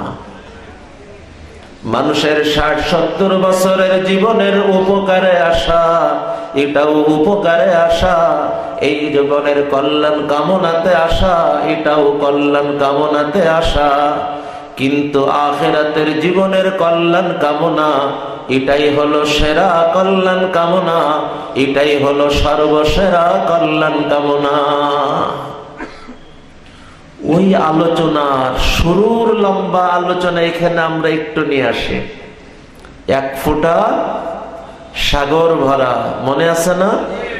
দুনিয়ার শান্তি ১ ফোঁটা, দুনিয়ার কষ্ট ১ ফোঁটা, দুনিয়ার জীবনটা ১ ফোঁটা, দুনিয়ার প্রয়োজন ১ ফোঁটা, দুনিয়ার সব কিছু ১ ফোঁটা, আখিরাতের সব কিছু সাগর ভরা। ওই আলোচনাকে সামনে রেখে মনে হয় এবার আমরা বলতে পারি, মানুষের ৬০-৭০ বছর জীবনের উপকারে আসা, মানুষের ৬০-৭০ বছর জীবনের কল্যাণ কামনাতে আসা, নিঃসন্দেহে কল্যাণ কামনাতে আসা। কিন্তু এরপরেও এই কল্যাণ কামনা হলো ১ ফোঁটা, ১ ফোঁটা, ১ ফোঁটা। আর মানুষের আখিরাতের কল্যাণ কামনাতে আসা, মানুষের দ্বীনের কল্যাণ কামনাতে আসা, মানুষের দ্বীনের কল্যাণ কামনাতে আসা, এটা হলো সাগর ভরা কল্যাণ কামনাতে আসা। এটা হলো মানুষের সাগর ভরা কল্যাণ কামনা, সাগর ভরা কল্যাণ কামনা। মানুষের ৬০-৭০ বছরের জীবনের উপকারে আসা, এটাও উপকারে আসা, কিন্তু ১ ফোঁটা মাত্র। মানুষের ৬০-৭০ বছর জীবনের কল্যাণ কামনাতে আসা, নিঃসন্দেহে এটাও কল্যাণ কামনা, কিন্তু এরপরেও আমাকে বলতে হবে এটা হলো ১ ফোঁটা কল্যাণ কামনা। আর মানুষের আখিরাতের জীবনের কল্যাণ কামনা, এটা হলো সাগর ভরা কল্যাণ কামনা, সাগর ভরা কল্যাণ কামনা। আল্লাহ আমাকে, আমাদের সকলকে মানুষের এই ১ ফোঁটা কল্যাণ কামনাতেও এবং সাগর ভরা কল্যাণ কামনাতেও আল্লাহ আমাদের কবুল করেন। হে আমার প্রিয় ভাইরা, এই কল্যাণকামী আমাকে কেন হতে হবে, এই রহস্য তাৎপর্যটাও বুঝে নে। মেরে মোহতারাম দোস্ত, বলো এই জবানের মালিক আমি না আল্লাহ? এই চোখের মালিক আমি না আল্লাহ? এই মেধার মালিক আমি না আল্লাহ? এই জীবনের মালিক আমি না আল্লাহ? যখন এই জবানের মালিক আমি না, তো এই জবান শুধু আমার কল্যাণে সীমাবদ্ধ হতে পারে না। এই চোখের মালিক যখন আমি না, এই চোখ শুধু আমার কল্যাণে, আমার পরিবারের কল্যাণে হতে পারে না। এই মেধার মালিক যখন আমি না, এই মেধা, এই যোগ্যতা, এই শিক্ষা, এই জীবন, এই জীবনের সব কিছু শুধু আমার কল্যাণে, আমার পরিবারের কল্যাণে হতে পারে না, পারে না। এই জবানের মালিক যখন আল্লাহ, এই জবানের সার্থকতা হলো ওই মালিকের দ্বীনের কল্যাণে, তার সৃষ্টির কল্যাণে এ জবান ব্যবহার হবে। এই চোখের সার্থকতা, এই চোখ মালিকের দ্বীনের কল্যাণে, তার সৃষ্টির কল্যাণে ব্যবহার হবে। ওই চোখ সার্থক, ওই জবান সার্থক, ওই মেধা সার্থক, ওই শিক্ষা সার্থক, ওই অবস্থান সার্থক, ওই জীবন সার্থক, যা মাওলার দ্বীনের কল্যাণে, তার গোটা সৃষ্টির কল্যাণে। যখন এর মালিক আমার আল্লাহ, এর মালিক আমার আল্লাহ, এগুলির সব কিছুই ওই মালিকের দ্বীনের কল্যাণে, ওই মালিকের সৃষ্টির কল্যাণে। এটাই হলো জীবন, এটাই হলো জীবনের সার্থকতা, এটাই হলো জীবনের সফলতা, এটাই হলো জীবনের সার্থক ব্যবহার। নিয়ত করা যায় ইনশাআল্লাহ। হে আমার প্রিয় ভাইরা, যার জবান সবার কল্যাণ কামনাতে, কাউকে অকল্যাণ কামনায় তার জবান একবারও কিছু বলে না, ভুলেও বলে না। আমার কথা রাখলো কি রাখলো না তাতে কি আসে যায়? আমি যাকে শ্রদ্ধা করি, আমি যাকে কাছে ডাকি, তাকে সে মানলো কি মানলো না, আমার মূল্যায়ন করলো কি করলো না, এগুলির কোনোটাই দেখার না।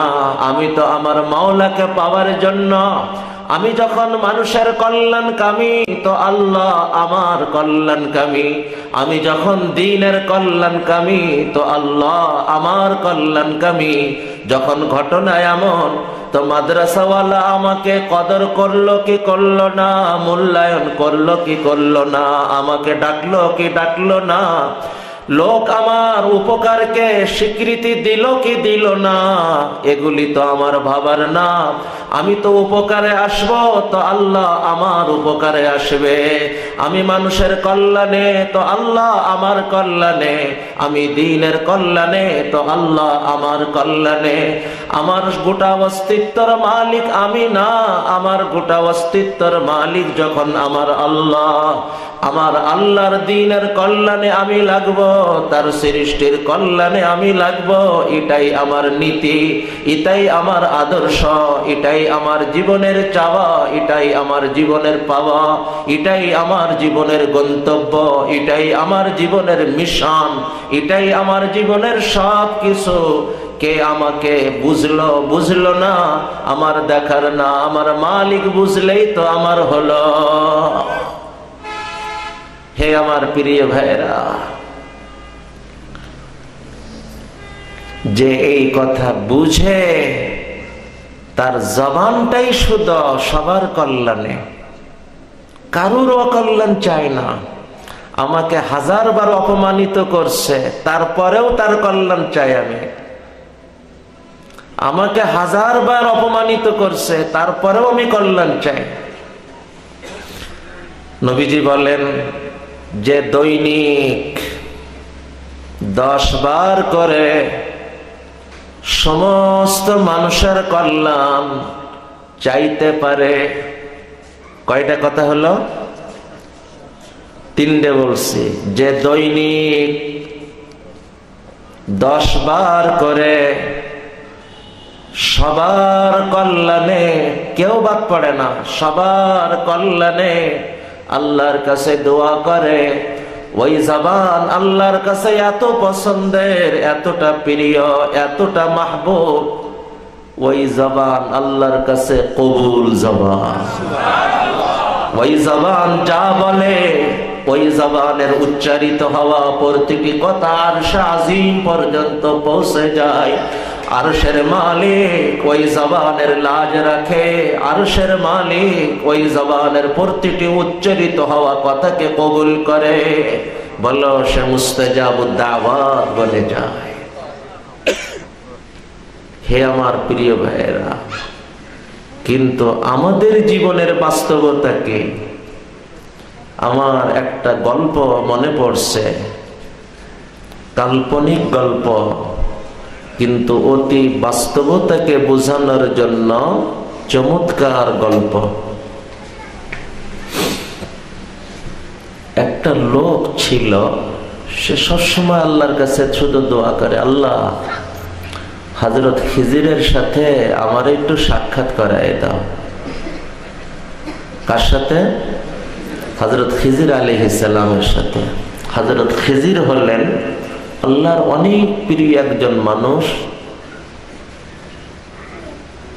সূরা কাহফে হযরতে মূসা আলাইহিস সালাতু ওয়াস সালামের সাথে যার ঘটনা আলোচনা হয়েছে, অনেকের ধারণা উনি আজও জীবিত। উনি জীবিত কি জীবিত না এটা ভিন্ন এক প্রসঙ্গ। তো যে কথাটা আজ বোঝানো, লোকটা নিয়মিত আল্লাহর কাছে দোয়া করে, আল্লাহ খিজিরের সাথে আমাকে একটু সাক্ষাৎ করায় দাও না। খিজির খিজির করতে করতে তার বছর পার। একদিন হযরত খিজির তার কাছে হাজির। কে আপনি? তুমি যে খিজিরকে তালাশ করতেছ, আমি সেই খিজির। তখন সে নড়ে বসছে যে খিজিরকে আমি এতদিন তালাশ করতেছি, আমার সামনে সে খিজির। নড়ে বসছে, তাকে সম্মানের সাথে বসাইছেন। কি জন্য আমাকে এত তালাশ করতেছ? তো বলল যে হযরত আমার বিশেষ একটা প্রয়োজনে আপনার দিয়ে আল্লাহর কাছে দোয়া করানোর জন্য আমি আপনারে তালাশ করতেছি। কারণ আমি জানি আপনি আল্লাহর বড় প্রিয় মানুষ, আপনি দোয়া করলে আল্লাহ আমার প্রয়োজন পূরণ করবে, আপনি দোয়া করলে কবুল হবে। আপনাকে দিয়ে আমি একটা বিষয়ে দোয়া করাইতে চাই। তখন হযরত খিজির বললেন, হ্যাঁ বেটা, আমি তোমার জন্য দোয়া করব, আর আমিও আশাবাদী আল্লাহর রহমতে আমি দোয়া করলে আল্লাহ কবুলও করবেন। তবে আমার দোয়া করার জন্য একটা শর্ত আছে। আমি দোয়া করার জন্য একটা শর্ত আছে। কি শর্ত হযরত? তুমি যা চাবা তোমাকে ওইটা সম্পূর্ণ দেওয়া হবে, কিন্তু তোমার প্রতিবেশীকে ডবল দেওয়া হবে। তুমি যা চাবা তোমাকে ওটা সম্পূর্ণই দেওয়া হবে, কোনো কম করা হবে না, কিন্তু তোমার প্রতিবেশীকে ওটা ডবল করে দেওয়া হবে। লোকটা এবার চিন্তায় পড়ে গেছে, আরে আমি বছর বছর সাধনা করে খিজিরকে আজ পেলাম, তার দ্বারা আমি দোয়া করাবো, আর আমি যা পাবো আমার প্রতিবেশী কিনা তার ডবল পেয়ে যাবে। এ কেমনে মানে? তার কোনো চেষ্টা নাই, কোনো সাধনা নাই, কোনো ত্যাগ নাই, কোনো কষ্ট নাই, সে ডবল পেয়ে যাবে। এ কেমনে মানে? ও বড় চিন্তায় পড়ে হারায় গেছে। চিন্তা থেকে জেগে উঠে বলছেন, হ্যাঁ হ্যাঁ হযরত খিজির, আমার একটা দোয়া মনে পড়ছে, আপনি এই দোয়াটা করে দেন। কাছে কি দোয়া বলো? আপনি দোয়া করেন আল্লাহ যেন আমার একটা চোখ অন্ধ করে দেয়। হযরত খিজির অবাক, আরে পাগল, এই দোয়া কেমন দোয়া? আপনি না বললেন যে আমাকে যা দেওয়া হবে তার ডবল প্রতিবেশীকে দেওয়া হবে? আমি বছর বছর সাধনা করে আপনারে পেলাম, আর প্রতিবেশী এমনি এমনি ডবল পাবে। তো আচ্ছা পাক ডবল, আমার একটা চোখ চলে যাক, দোয়া করেন, ওর তো দুটো যাবে।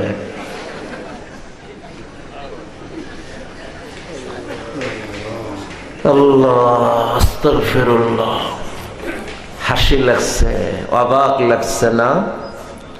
এবার যদি আমি একটু বেড়ে যে একটা কথা বলি, আমি আগাম মাপ চেয়ে নিতেছি, কেউ কষ্ট নেবেন না তো? আমি যদি বলি এই ঘটনা আমাদের অধিকাংশের জীবনের বাস্তবতা, কি আমরা এমন করি না? একজনের বড় ক্ষতি করার জন্য কখনো 2000 টাকা আমি লাগাইছি, কারোর বড় কোনো ক্ষতি করার জন্য আমি 100 টাকা ব্যয় করেছি। এটা কি ওই রকমই হলো না? আমার এক চোখ দিয়ে আর একজনের 2 চোখ নষ্ট করার চেষ্টা। এর থেকেও তো, এই সম্পদ থেকেও মহামূল্যবান আমার জীবনের সময়, যে সময়ের অপর নামই হলো জীবন। জীবন কি? মনে করেন 60-70 বছর একত্র হলো তো জীবন। বছর কি? 12টা মাস একত্র হলো তো বছর। মাস কি? 30টে দিন একত্র হলো তো মাস। দিন কি? 24টে ঘন্টা একত্র হলো তো দিন। ঘন্টা কি? 60টে মিনিট একত্র হলো তো ঘন্টা। আরে ওই 60-70 বছর জীবনের মূলে এই মিনিট গুলির সমন্বয় তো জীবন। আমি আমার জীবনের কত মিনিট, কত ঘন্টা, কত সময় কতজনকে ক্ষতি করার জন্য ভেবেছি, প্ল্যান করেছি, কারুর সাথে বসে আলোচনাও করেছি। আমার জীবনের মহা মূল্যবান সময়কে নষ্ট করে আরেকজনকে ক্ষতি করতে চেয়েছি। এটাকে ওই 2 চোখ নষ্ট করার জন্য নিজের এক চোখকে নষ্ট করে দেওয়া না? এ কেমন ঘৃণিত কথা, এ কেমন ঘৃণিত মানসিকতা, যে আরেকজনের 2 চোখকে নষ্ট করতে আমি আমার এক চোখকে নষ্ট করতে চাই। আরেকজনকে ক্ষতি করতে আমার জীবনের মহামূল্যবান সময়কে আমি লাগাই।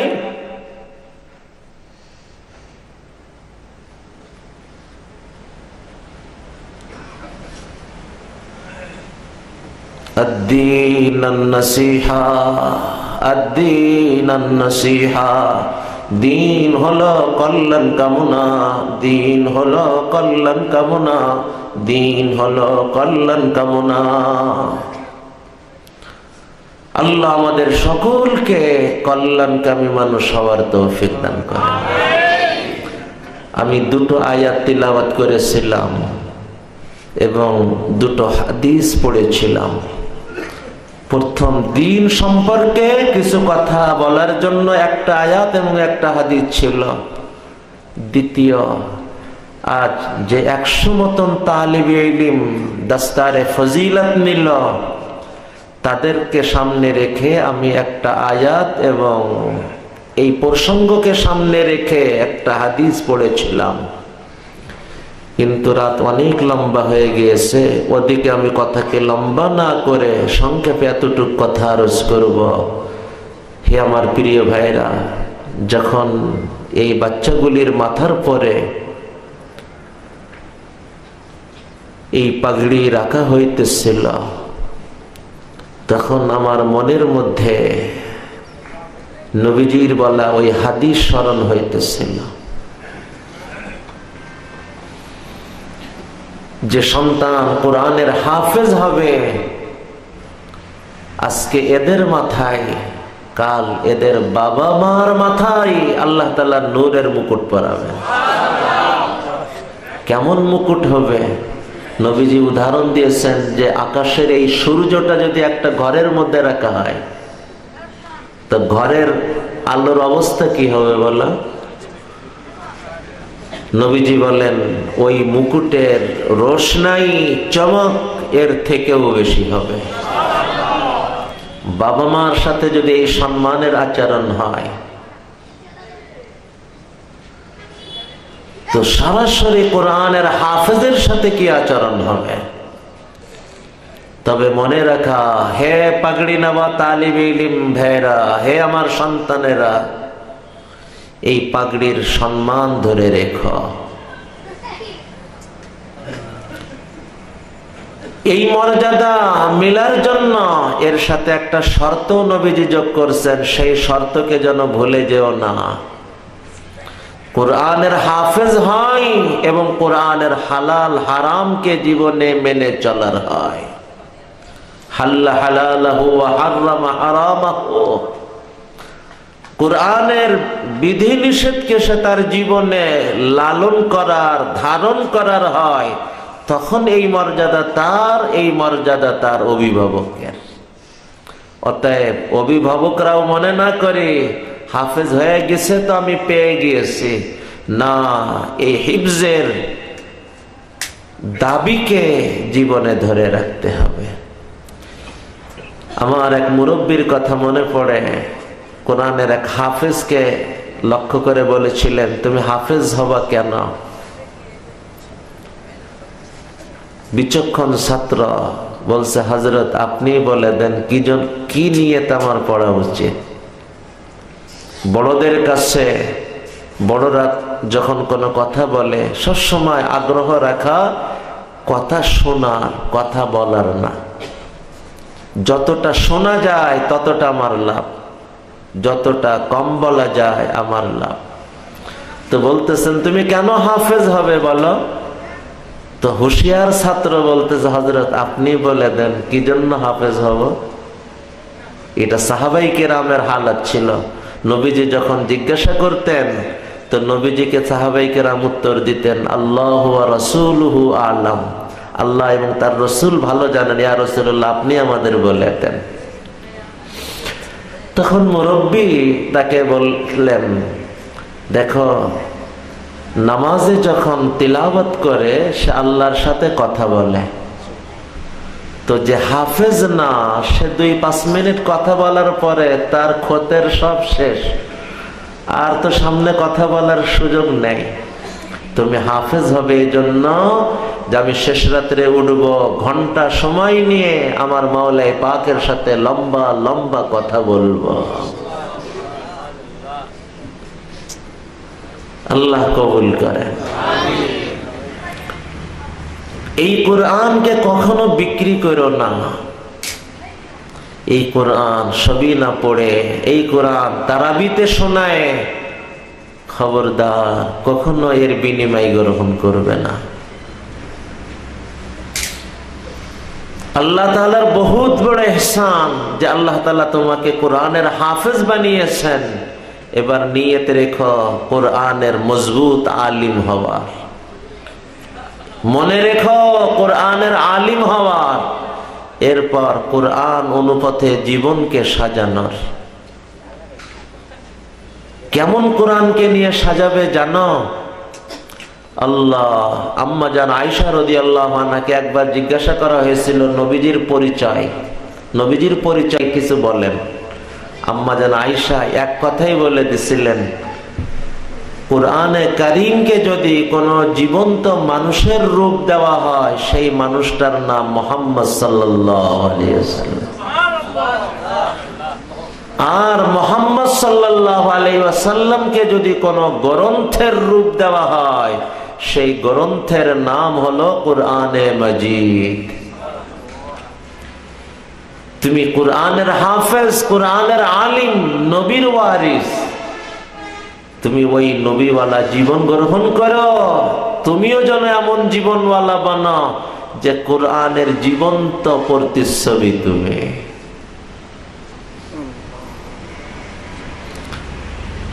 কোরআন বুঝতে যেন তোমাকে দেখলে কোরআন হল হয়,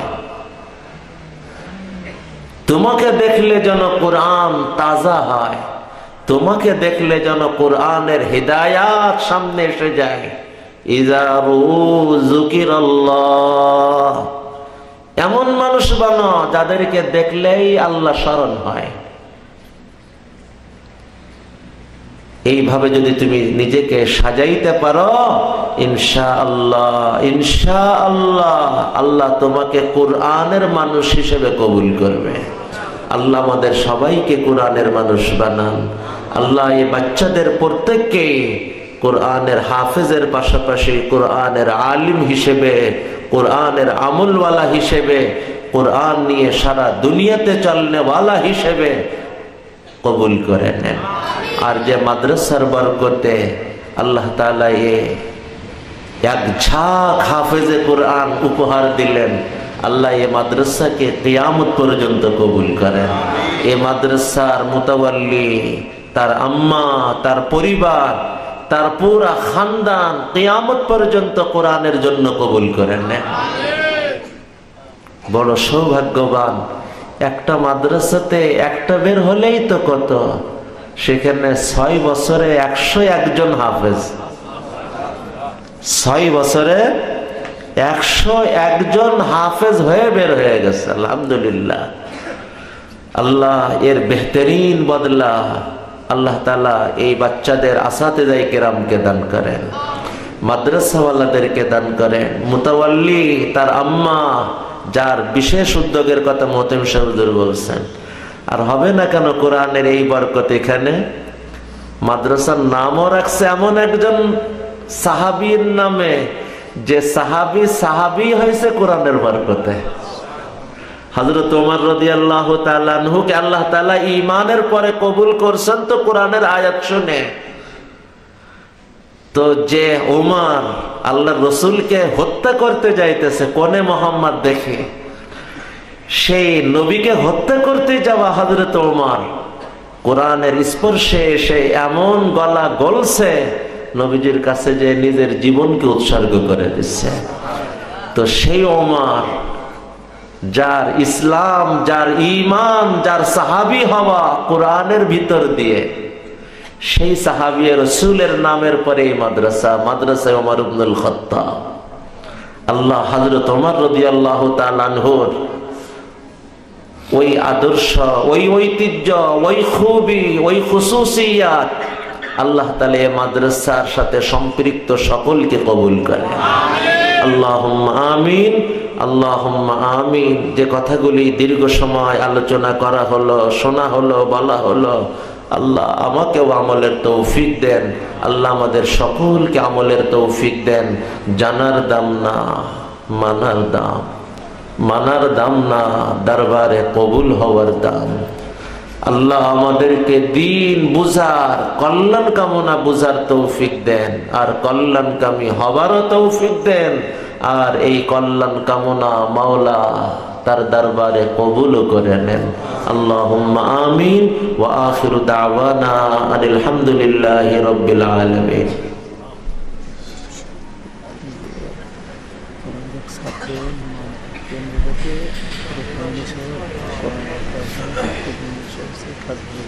মামা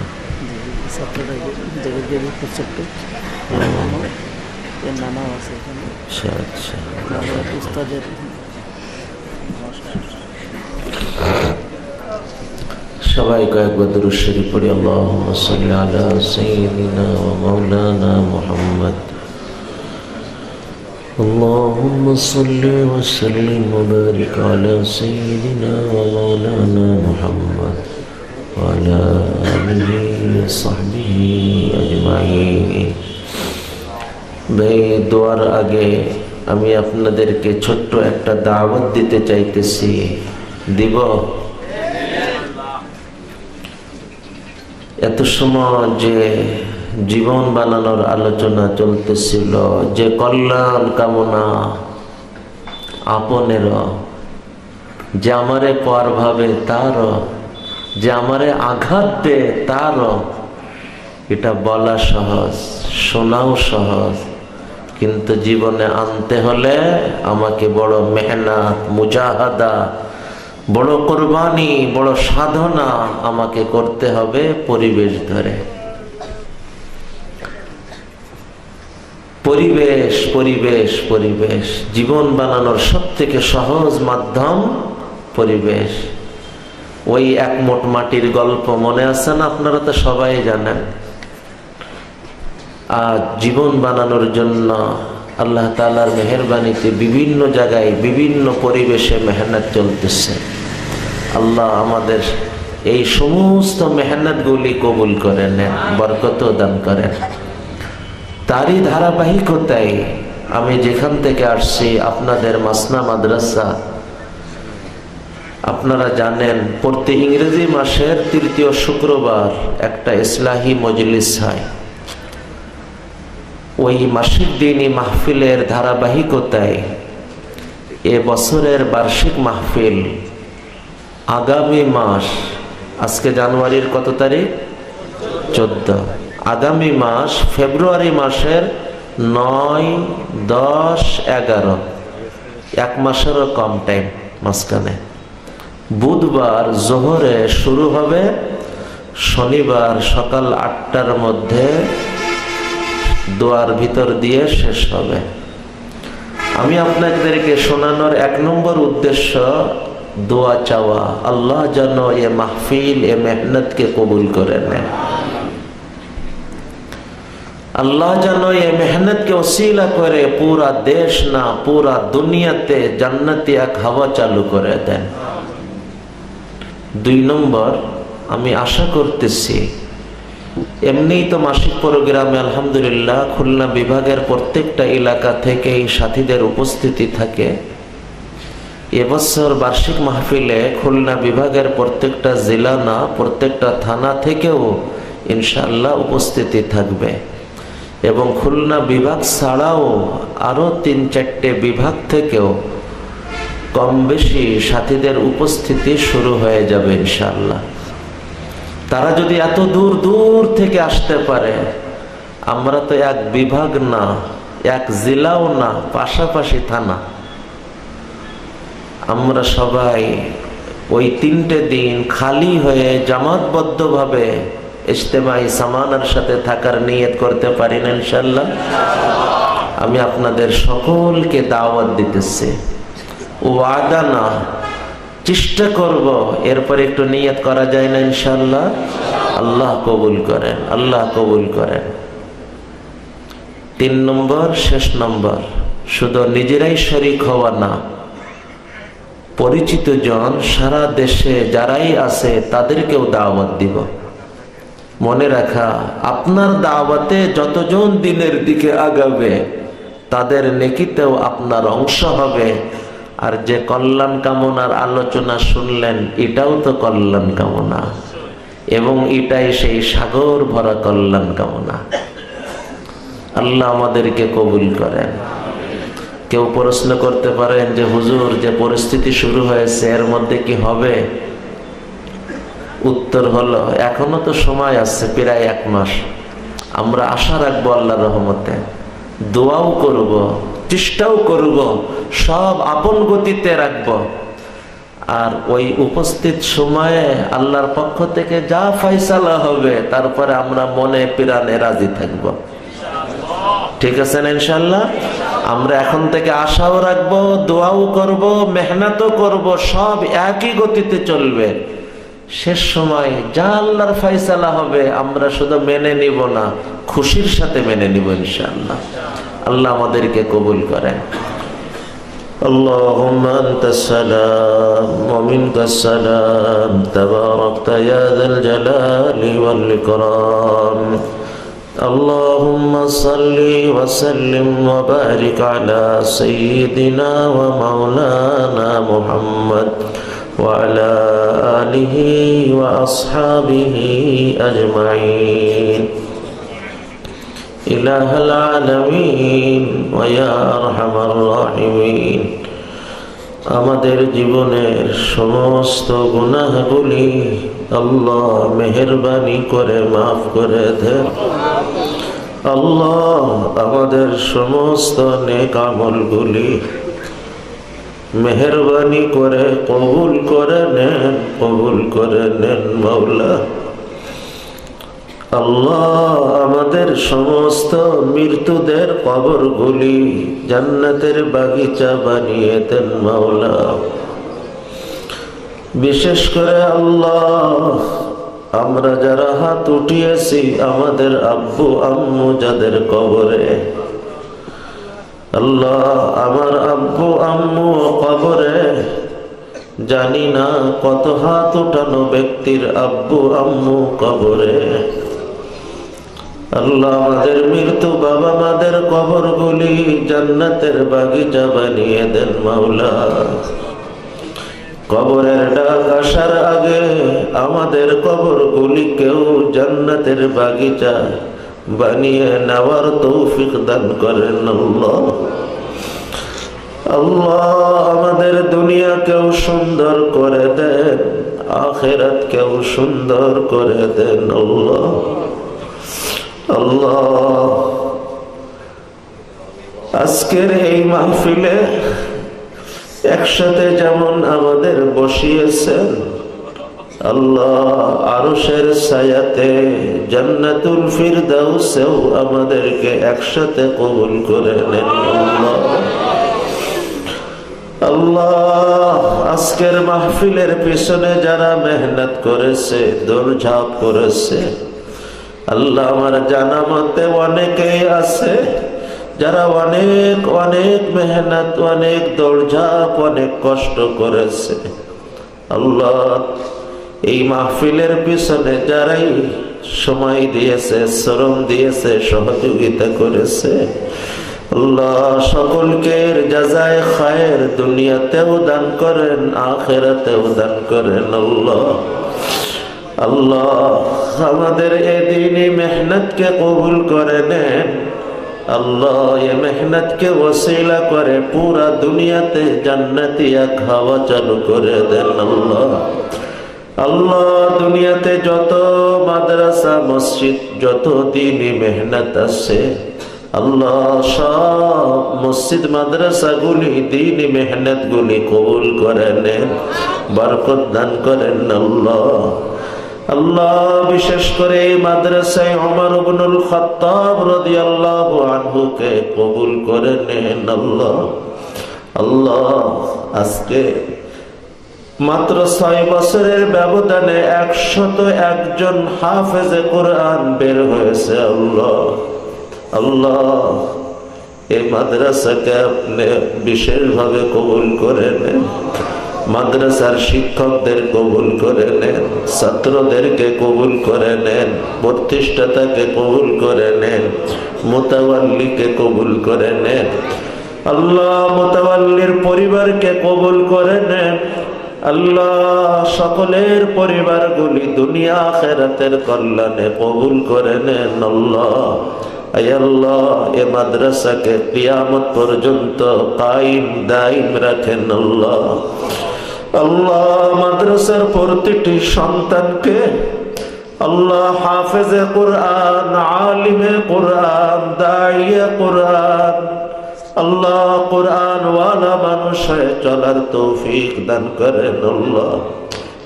আল্লাহ প্রতিটি বাচ্চাকে আপনার রসুলের সচ্চা জানশীন হিসেবে কবুল করে নেন, কবুল করে নেন আল্লাহ। ইলাহুল আলামিন এই বাচ্চাদের বাবা মা তাদের পরিবারকেও কবুল করে নেন আল্লাহ। প্রতিটি বাচ্চার বাবা মাকে আল্লাহ হাসরের ময়দানে ওই নূরের তাজ পাওয়াতে কবুল করে নেন আল্লাহ। আল্লাহ প্রতিটি বাচ্চাকে কোরআনের সম্মান ধরে রাখার তৌফিক দান করেন, কোরআনের দাবি জীবনে বাস্তবায়ন করার তৌফিক দান করেন। আল্লাহ ইলাহুল আলামিন, আজকের মাহফিলে যে কথাগুলি আলোচনায় আসছে, আল্লাহ কোন কথা ভুল হলে আপনি ক্ষমা করে দেন, দিল থেকে মুছে দেন। আল্লাহ আল্লাহ যে কথাগুলি গ্রহণ করার মতন, আল্লাহ গ্রহণ করার তৌফিক দান করে। আল্লাহ আমাদেরকে কল্যাণকামী মানুষ সবার তৌফিক দান করে, আপনেরও কল্যাণকামী, যে আমাকে পর ভাবে তারও কল্যাণকামী, যে আমাকে আঘাত দে তারও কল্যাণকামী, যে আমাকে আঘাতে জর্জরিত করতে চাই তারও কল্যাণকামী হওয়ার তৌফিক দান করেন। আল্লাহ ইলাহুল আলামিন, সারা দুনিয়াতে আজ নতুন করে করোনার এক ধাক্কা শুরু হইতেছে জন্য আল্লাহ আমাদের গুনার কারণে আর আমাদেরকে শাস্তি দিয়েন না। আল্লাহ আমাদেরকে মাফ করে দেন। আল্লাহ সারা দুনিয়ার থেকে এই মুসিবতকে দূর করে দেন, এই মহামারীকে দূর করে দেন। আল্লাহ আল্লাহ আসমানি বালা আসমানে উঠিয়ে নেন, জমিনি বালা জমিনে দফন করে দেন। আল্লাহ আজের কারণে আল্লাহ কত মাহফিল হওয়া হইতেছে না, আল্লাহ কতদিন কাজের ব্যাঘাত হইতেছে। আল্লাহ আল্লাহ সারা দুনিয়ার পরিবেশকে স্বাভাবিক করে দেন। আল্লাহ আল্লাহ যেখানে এক ছাত্র বসে আছে, তার পরিবার আমেরিকায় সব আক্রান্ত, তার মামার পরিবার ধরে আক্রান্ত, আল্লাহ দোয়ার জন্য বিশেষভাবে বলেছে। আল্লাহ সকল আক্রান্তদেরকে সুস্থ করে দেন। আল্লাহ আমরা যারা সুস্থ আছি আমাদেরকে স্থায়ী সুস্থতা দান করেন। আল্লাহ সারা দুনিয়ার মুসলমানদেরকে হেফাজত করেন। আল্লাহ আল্লাহ সারা দুনিয়ার মুসলমান শাসকদেরকে এক হওয়ার তৌফিক দান করেন। আল্লাহ তাদের ঐক্যকে ইসলামের পক্ষে, সত্যের পক্ষে, ন্যায়ের পক্ষে ব্যবহার করার তৌফিক দান করেন। আল্লাহ ইলাহুল আলামিন, জীবনের বড় চাওয়া আখিরাতে আপনার রাসূলের সঙ্গী হওয়া। আল্লাহ নবীজির সঙ্গে হওয়ার মতন আমাদের জীবন নসিব করেন। আল্লাহ আল্লাহ হযরত জারীর রাদিয়াল্লাহু আনহুর মতন ওই কল্যাণকামী নবীজির মতন ওই কল্যাণকামী জীবন গ্রহণ করার তৌফিক দান করেন। আল্লাহ ইলাহুল আলামিন, অনেকেই দোয়া চেয়েছে, অনেকে দোয়া চাওয়ার মন রাখে। আল্লাহ সকলের চাওয়া তো আপনার জানা। আল্লাহ প্রত্যেকের বৈধ চাওয়াগুলি পূরণ করে দেন। আল্লাহ প্রত্যেকের অন্তরের নেক আশাগুলি কবুল করে নেন। আল্লাহ ইলাহুল আলামিন, কি চাওয়ার জানি না।